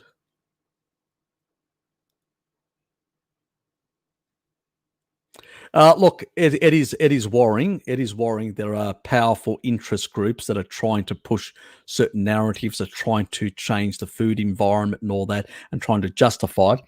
And the majority of the middle class out there are completely and utterly stupid and are like sheep going to the slaughter. I mean, I was down at Salamanca market yesterday, and one person said, "Oh, yeah, if we're going to travel, we should basically have a stamp on our passport saying that, or a card signifying that we've actually had the vaccine and all that." And I'm going, what? No. I said, if the vaccine exists, if people want to take it, they can take it and all that. But it should not be, it's discrimination. It's like basically saying that if you're black or if you're gay, or if you're white, or whatever, you're not allowed in the premises of this shop. You can't discriminate people in terms of providing for goods, allowing them to buy or purchase goods and services. That's discrimination. There are laws against discriminating any group of people that you can't, because that's what they're actually saying. If you don't take the jab, you can't basically. No, we live in a free society where we should be free to decide whether, if somebody's elderly, I would say to them, do take the jab, or really get your vitamin D levels up. And if I can't convince them on the vitamin D, at least get the jab, because and I would go for the British one. I wouldn't go for the American ones, because they're using a new type of technology which is really untested. And I'm not saying that it's going to cause any harm, but I'm a bit concerned about that we don't know enough in that regard. Where the British one is a traditional one, it's the same technology which they used to create the flu vaccines. So it's not an issue. So if I have to basically get the damn thing, take that, I'm going to do the British one from the sort of what's it called, the Oxford one derived, because basically I want to be able to travel again, and it's the least risky one, because I've had the flu vaccine before, just to update. Sometimes I don't have it, and then I'll have it after a couple of years, just to update my template so if I do get it, my immune system is more up to date. That's all. It doesn't protect you, and this won't protect you. All it means is your immune system is more up to date. So if there is a mutation to SARS-2, it means that it won't hit me as bad, because my immune system has some knowledge about it. It's no different than getting it.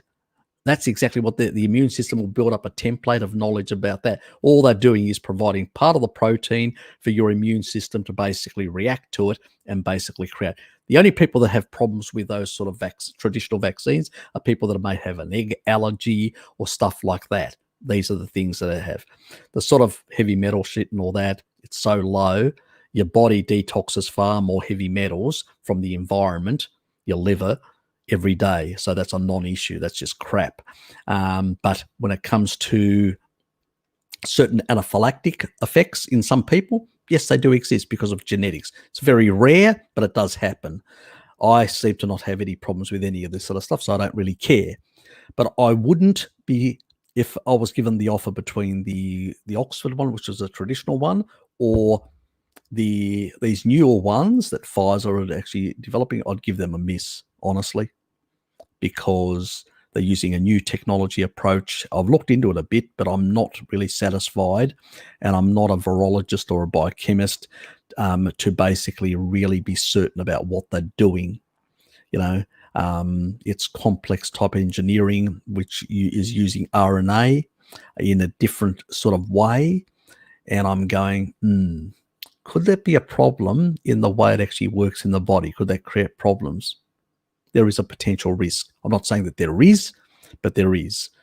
Maybe. So I would go for the more traditional one, which we've used for decades, and really there's a very small amount of people usually have problems. But that's up to people, and it should be up to people freely to decide if they're going to do it or not. So if I do want to take the risk of putting my health at risk by not taking it, I should have that right in a free society. This sort of basically system that we're actually developing is a real problem, because it's very much like the social credit system of China. That's what it is, and it's frightening that so-called free societies are adopting these methods of social credits, and the middle class are lapping it up. Oh, if you don't take the jab, you can't fly. What? It is really concerning in that regard, So it just seems that our freedoms are being eroded rapidly. And yeah, I've got the same concerns, and my concerns is, if they go to this, what other things have they got in mind, as we shift to a neo feudal rentier capitalist society in where these overlords control everything. And we don't remember that what they say, you don't have to own anything, you don't have to have anything, because they're going to own everything, like the old feudal lords and all that. And you can see they're even getting now, they're trying to get endorsement from Pope and all sorts of people like that for these ideas, because they want the official, like the old feudal lords and kings. They want to, that's what these guys have got so much wealth now. They want to become new imperial lords over society. They want to scrap democracy. They want to scrap a lot of our rights. They want to limit us, and they want to control everything and tell us how we're going to live our lives, what we're going to eat, and everything. And they will control the entire supply in that regard. So, and that's why they are running the system the way they are. Very extreme low interest rates gives them the ability to basically buy everything up on the cheap, while everybody else has job insecurity, low savings, low capacity to basically compete with these people that are pushing up the asset prices because they're using cheap credit and buying up everything and crowding out everybody else, and eventually turning the society in where we rent our accommodation from them, we eat what they want to sell us and everything else. That is the frightening thing about this dystopia that's starting to appear or starting to emerge. Yeah, it is worrying for all of us. Okay, I followed very closely, beginning in the start, with his mental, yeah, I know, yeah. Yes. That boy lost the plot quite a while back.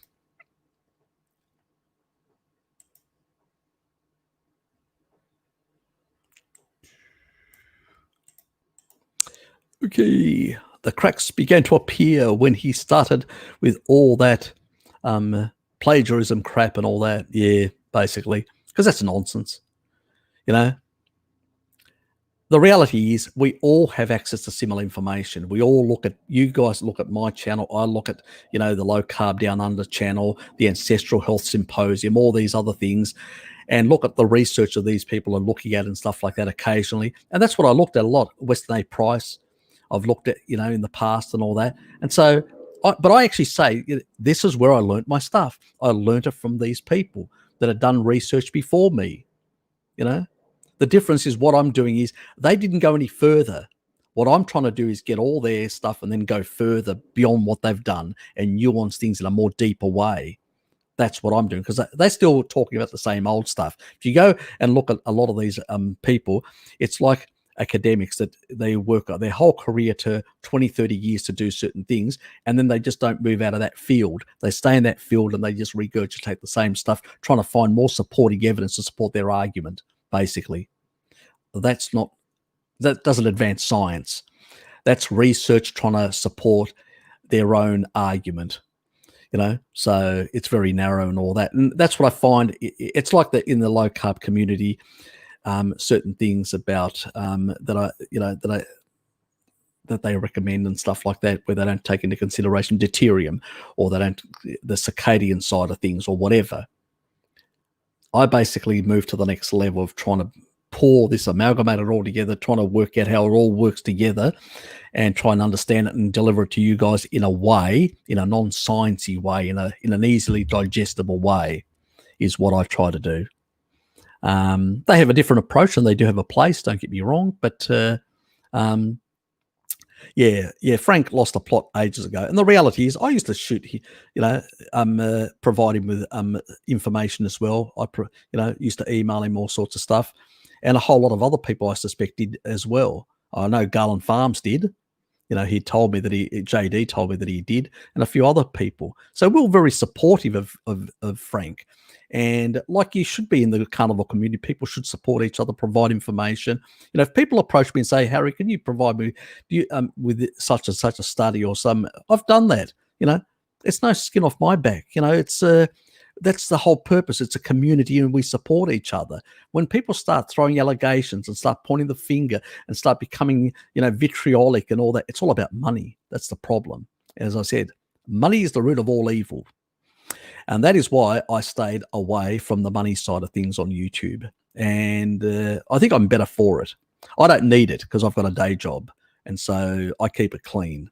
So you're never going to see me basically asking you for money, or basically, but that means I can't provide as good a service as some other people. But that's up to you to think, are they actually providing a good enough service? That's another question in itself. So if I was basically I didn't have a day job and I had so many hours, I'd be prolific in the amount of information I'd be putting out. There'd be probably 2 or 3 videos every day in that regard. But I mean, you guys wouldn't be able to keep up. There'd be so much. But the thing is, I mean, that's for you guys to work out what you think is value of other people. I just do what I do, and I do it the way I do. And if people like it, fine. If they don't, goodbye. You can go to another channel to be serviced by other people. Whether you'll get the same information or the quality or the depth of analysis of that, that's a different thing altogether. But God, I'm way behind. Shit. Okay. I'm going to really just mull through all this.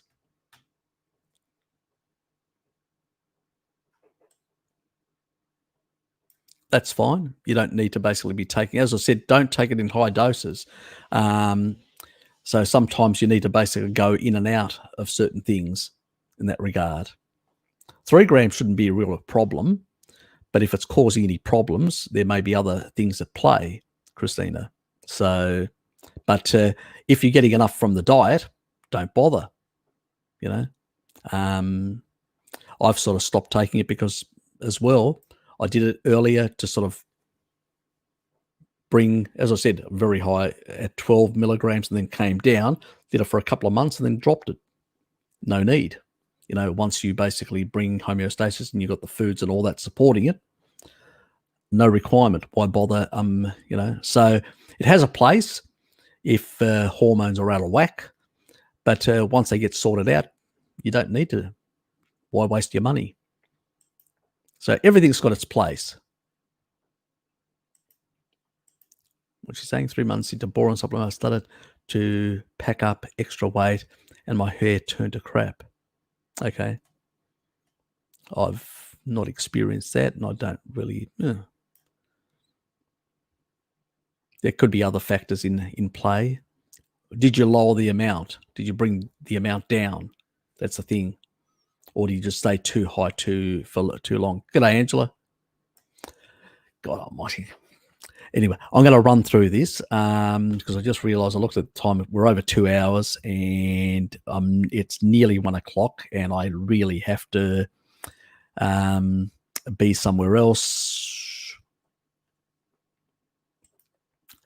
She was basically taking it to basically balance out her hormones. So it's good to take it for a certain period of time, a couple of months, and then drop off it completely because you can get some sufficient in the diet. It basically from 12 to 9 to 6 to 3 and then drop off it. And I mentioned that before. You don't need to take it for it, but what it does is it sort of normalizes the hormones. We're talking about estrogen and testosterone here, just to clarify things. But it's not it's not a miracle cure. It's basically helps. You need to change your diet. You need to do a whole lot of other things. You can't be on it forever, so to speak. Especially high doses can be a problem. It's like anything. High selenium for too long can be a problem. You still need a certain level of selenium, So everything has its place, and depending on what you're eating. So if you're eating sort of more meat, you can take more selenium. You can be in the 200 plus mark, which is what I am. But if you're really doing a therapeutic or taking very low levels and you're taking high selenium, that can be a problem, as I said earlier. And somebody else realized that of themselves. So everything has its place, has to be contextualized, so to speak. So, yeah. Exactly, because she was postmenopausal.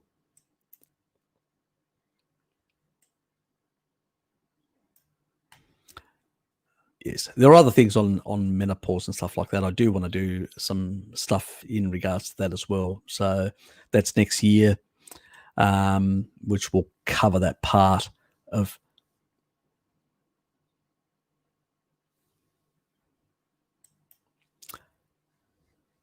different time zones, all of us.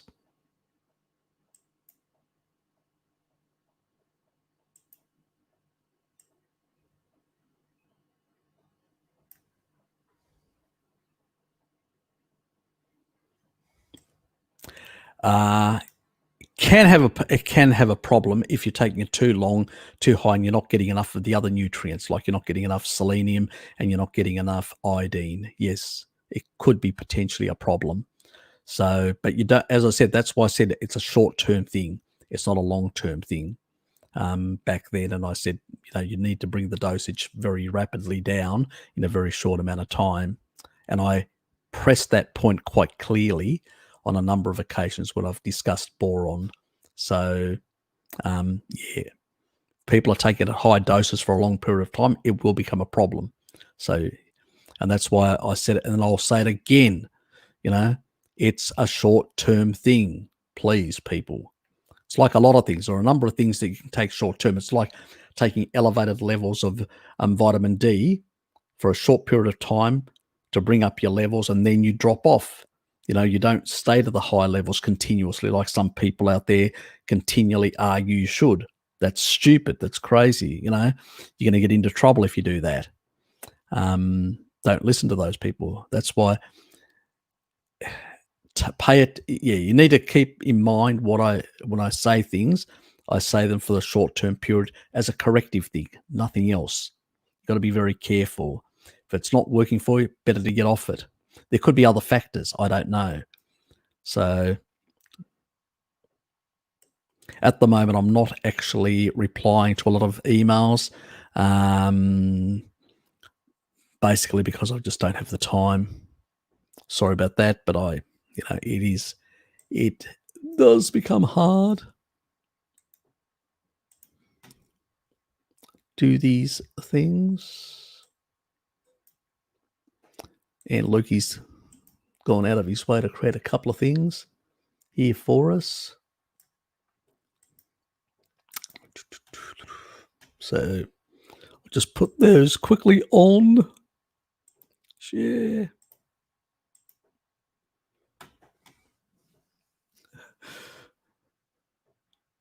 When you're on your first date and she tells you she's vegan, vanishing fluid. Get the hell out of there. Knowledge is the light that shines through the darkness of ignorance. Me, after watching Harry regularly for over 6 months. You've seen the light. Saladino bringing up info to show carbs are okay. Glycation, deuterium, nutrient depletion.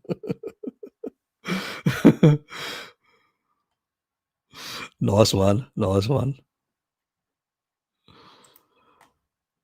Okay, move to the next one. Thanks, Harry. I've been self-researching for a long time, up to around 55k hours, but this year had zero time. Yeah, look, it's like everything. I'm in the same boat. Sometimes I've got time to do content. Sometimes I don't, and I just jump off things back and forward. And sometimes trying to keep track of people's, what they're asking me. I'm going, it's never can keep track of things. A lot of people take care of themselves. Yep.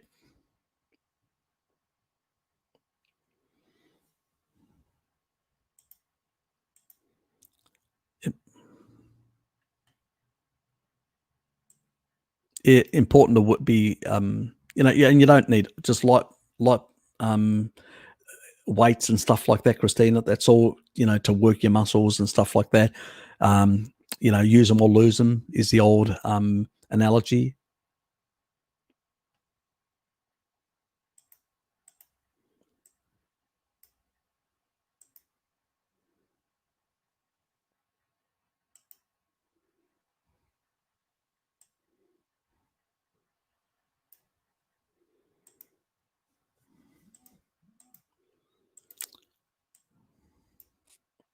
Somebody's messaging me.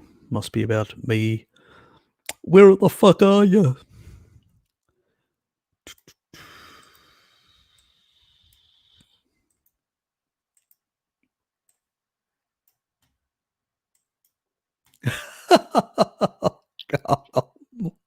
Oh, I gotta show this one.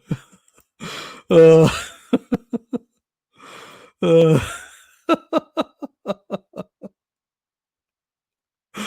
uh, fuck. Oh, that's funny. That is so funny. Thanks, Luke. God almighty. Quickly.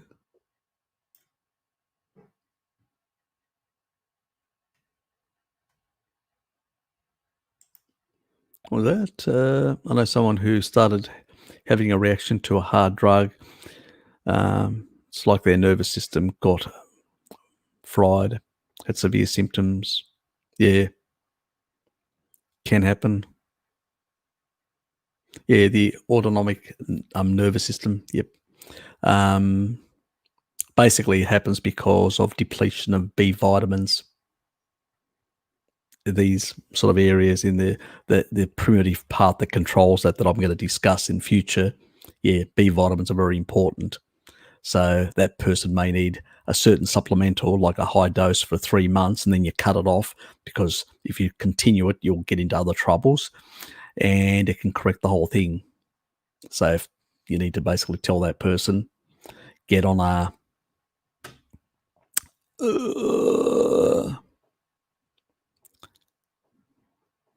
so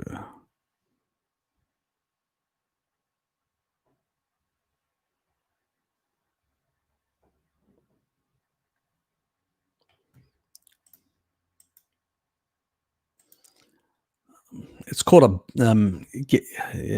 it's basically a B50, which is the actual a B complex of B50. It's called. So you do that for 3 months to fix that sort of problem. So yeah, but then otherwise you have to drop off after that period of time. So if you know the person, yeah, get them to basically supplement B vitamins to sort themselves out.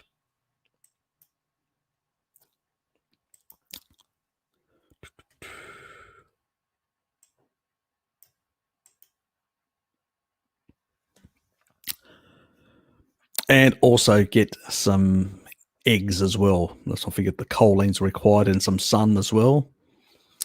You know, so they need all those three.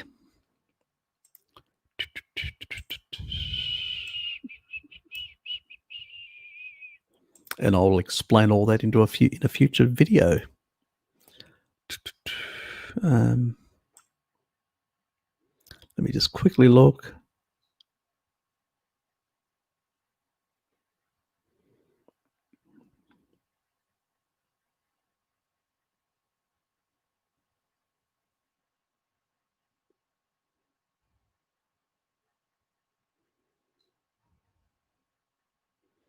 Some more comments from people in here. No specific questions in that regard. I think somebody did ask a question earlier. I just remembered it. What was it? Palmitoleic acid, which is an omega-7 monounsaturated fat that somebody did ask for. I think actually it's one of, there's about 8 within this omega-7 group. So that's just one of 8 of these long chain fats. That I think that's a carbon 16 monounsaturated fat. That one in particular. Now, you know, it does have all the stuff that it's all associational. It's just letting you know. People say, oh, if you take macadamia nuts, olive oil, and all that are high, beef is also high. Not as high as macadamia nut or olive oil, but tallow is still high in it as well. But one thing they won't tell you is that the body can biosynthesize it. So if you're getting a lot of the other fats, which you would get in normal animal foods, your body will biosynthesize how much you need of these omega-7s. You don't need to eat them in vast amounts or supplement. So I can't remember who I saw the question, but I forgot all about it when this StreamYard thing fucked up. But they actually asked that question. I just remembered it. Yeah, because I was in the middle of a rant at the time. That's why I forgot it. And so, yeah. So basically, yeah, people talk about it. Oh, get macadamia nuts, get olive oil in. You'll get this omega-7. I'm going, your body synthesizes it. So why the fuck do you need it? You don't need to supplement. Don't waste your money. Your body will synthesize how much you need. You'll get from the diet, and it'll all balance out in the wash. And you'll get, the only time you won't get this sort of stuff is when you're on a low-fat diet. That's when you may need a supplement. But why would you be stupid enough to be on a low-fat diet? Unless you're a repeat fanatic, or you're basically another one of those other naturopathic morons that support this sort of idiocies out there.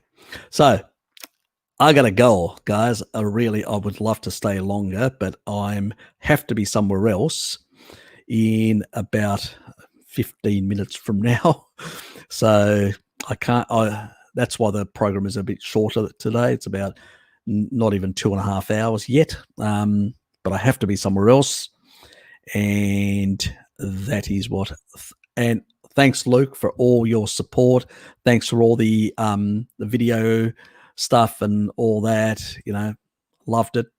We got a few laughs out of it. Really appreciate it. Hope to see you guys next week. I really look forward to you. And that was you, was it? Oh, okay. Oh, Sarah. Okay. Did she have a video on Low Carb Down Under? I'll have to go and check it out. Yep. So it's irrelevant. The body actually biosynthesizes it from other fatty acids.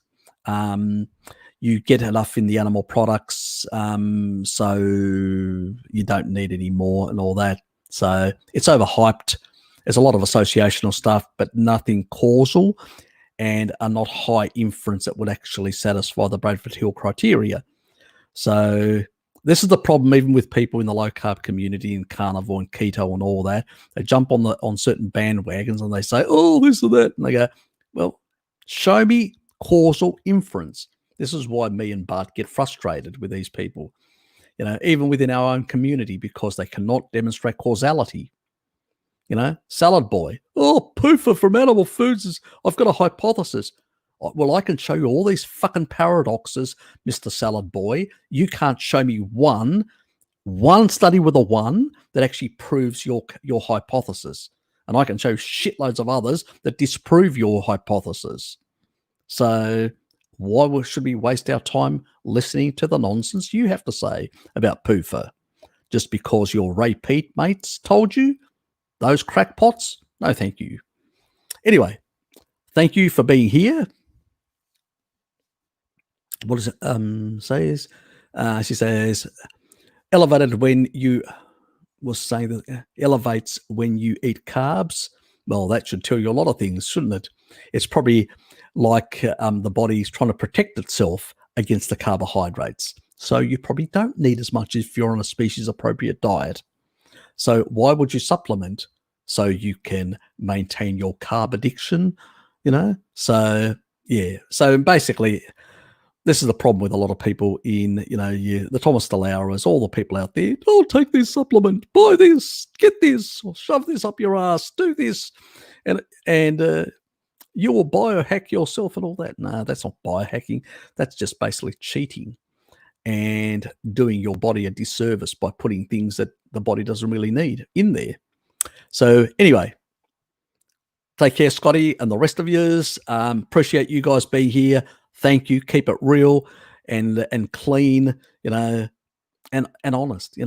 We need integrity in our community. Let's not go out there and basically exaggerate things. Let's not make, that's why, me and Bart will say quite clearly to the veg-tarded and all that. Yep, you're not engaging the Randall cycle. Yep, you can do it, but your diet will have certain deficiencies. Yes, it's better than a sad diet. We're honest about it. Where if you look at other people in the low-carb community, they go, oh, because they don't understand the Randall cycle. They go, oh, these people eating high sugar are really bad and all that. Well, it's not as bad as the sad diet. You've got to be honest with the actual science. And that's the difference between certain people that are pushing narratives, selling products, or have agendas or whatever, or basically just are so in their own little echo chamber that they can't see outside, like the Ray Peat people and some people in the low carb community, where I'm always checking out the other domains to see, have they understood something? And sometimes I look and then I go, let me look at this. And most of the time I realize that they're just talking shit, but at least I take a look. I don't basically just accept my own narrative. I always challenge my narrative. And that's how I can nuance and evolve, So these people don't evolve in many cases. They end up at an evolutionary dead end. Yes. G'day, Harold. Good to see you, mate. What was that? Thank you so much for the Eurasian streams. Be back next month, at the beginning of next month. I've basically maxed out my quota as well, so I won't have enough hours to do an evening thing. If I get back, I may actually experiment. I'm not promising anything, depending on what time I get back. It may be late. I am flexing off on Monday because I've got a couple of things to do, so I don't have to go to work. So I've got the day off on Monday, tomorrow. But tonight, if I've got a bit of time, I may actually do some sort of Eurasian thing, but using the YouTube live stream thing. I have been experimenting, looking at it and all that, and I may give it a try and see how it works. The problem is that unlike StreamYard, you can't put up messages of people. So you have to read them out and all that sort of stuff, which is annoying in that regard. But I'm just going to see how it works, whether it's okay or not or whatever. I'm going to play with a few other things like Zoom and stuff like that over the coming months to just, in between the week, you may see me popping up using different applications and going, I'm just having a little impromptu live stream just to test things out. So you may see me in that regard. Yes. Thank you, Blinky. Thank you. Because I'll get more beep, beep, beep on SMSs on my phone. Otherwise, you're right. I better get the fuck out of here. Anyway, see you guys. Appreciate it. Take care. And we will chat next week. And you probably will see a few things, a bit of content next week as well. Yes. The beast is gone. I'm out of here. See yous. Thanks for being here.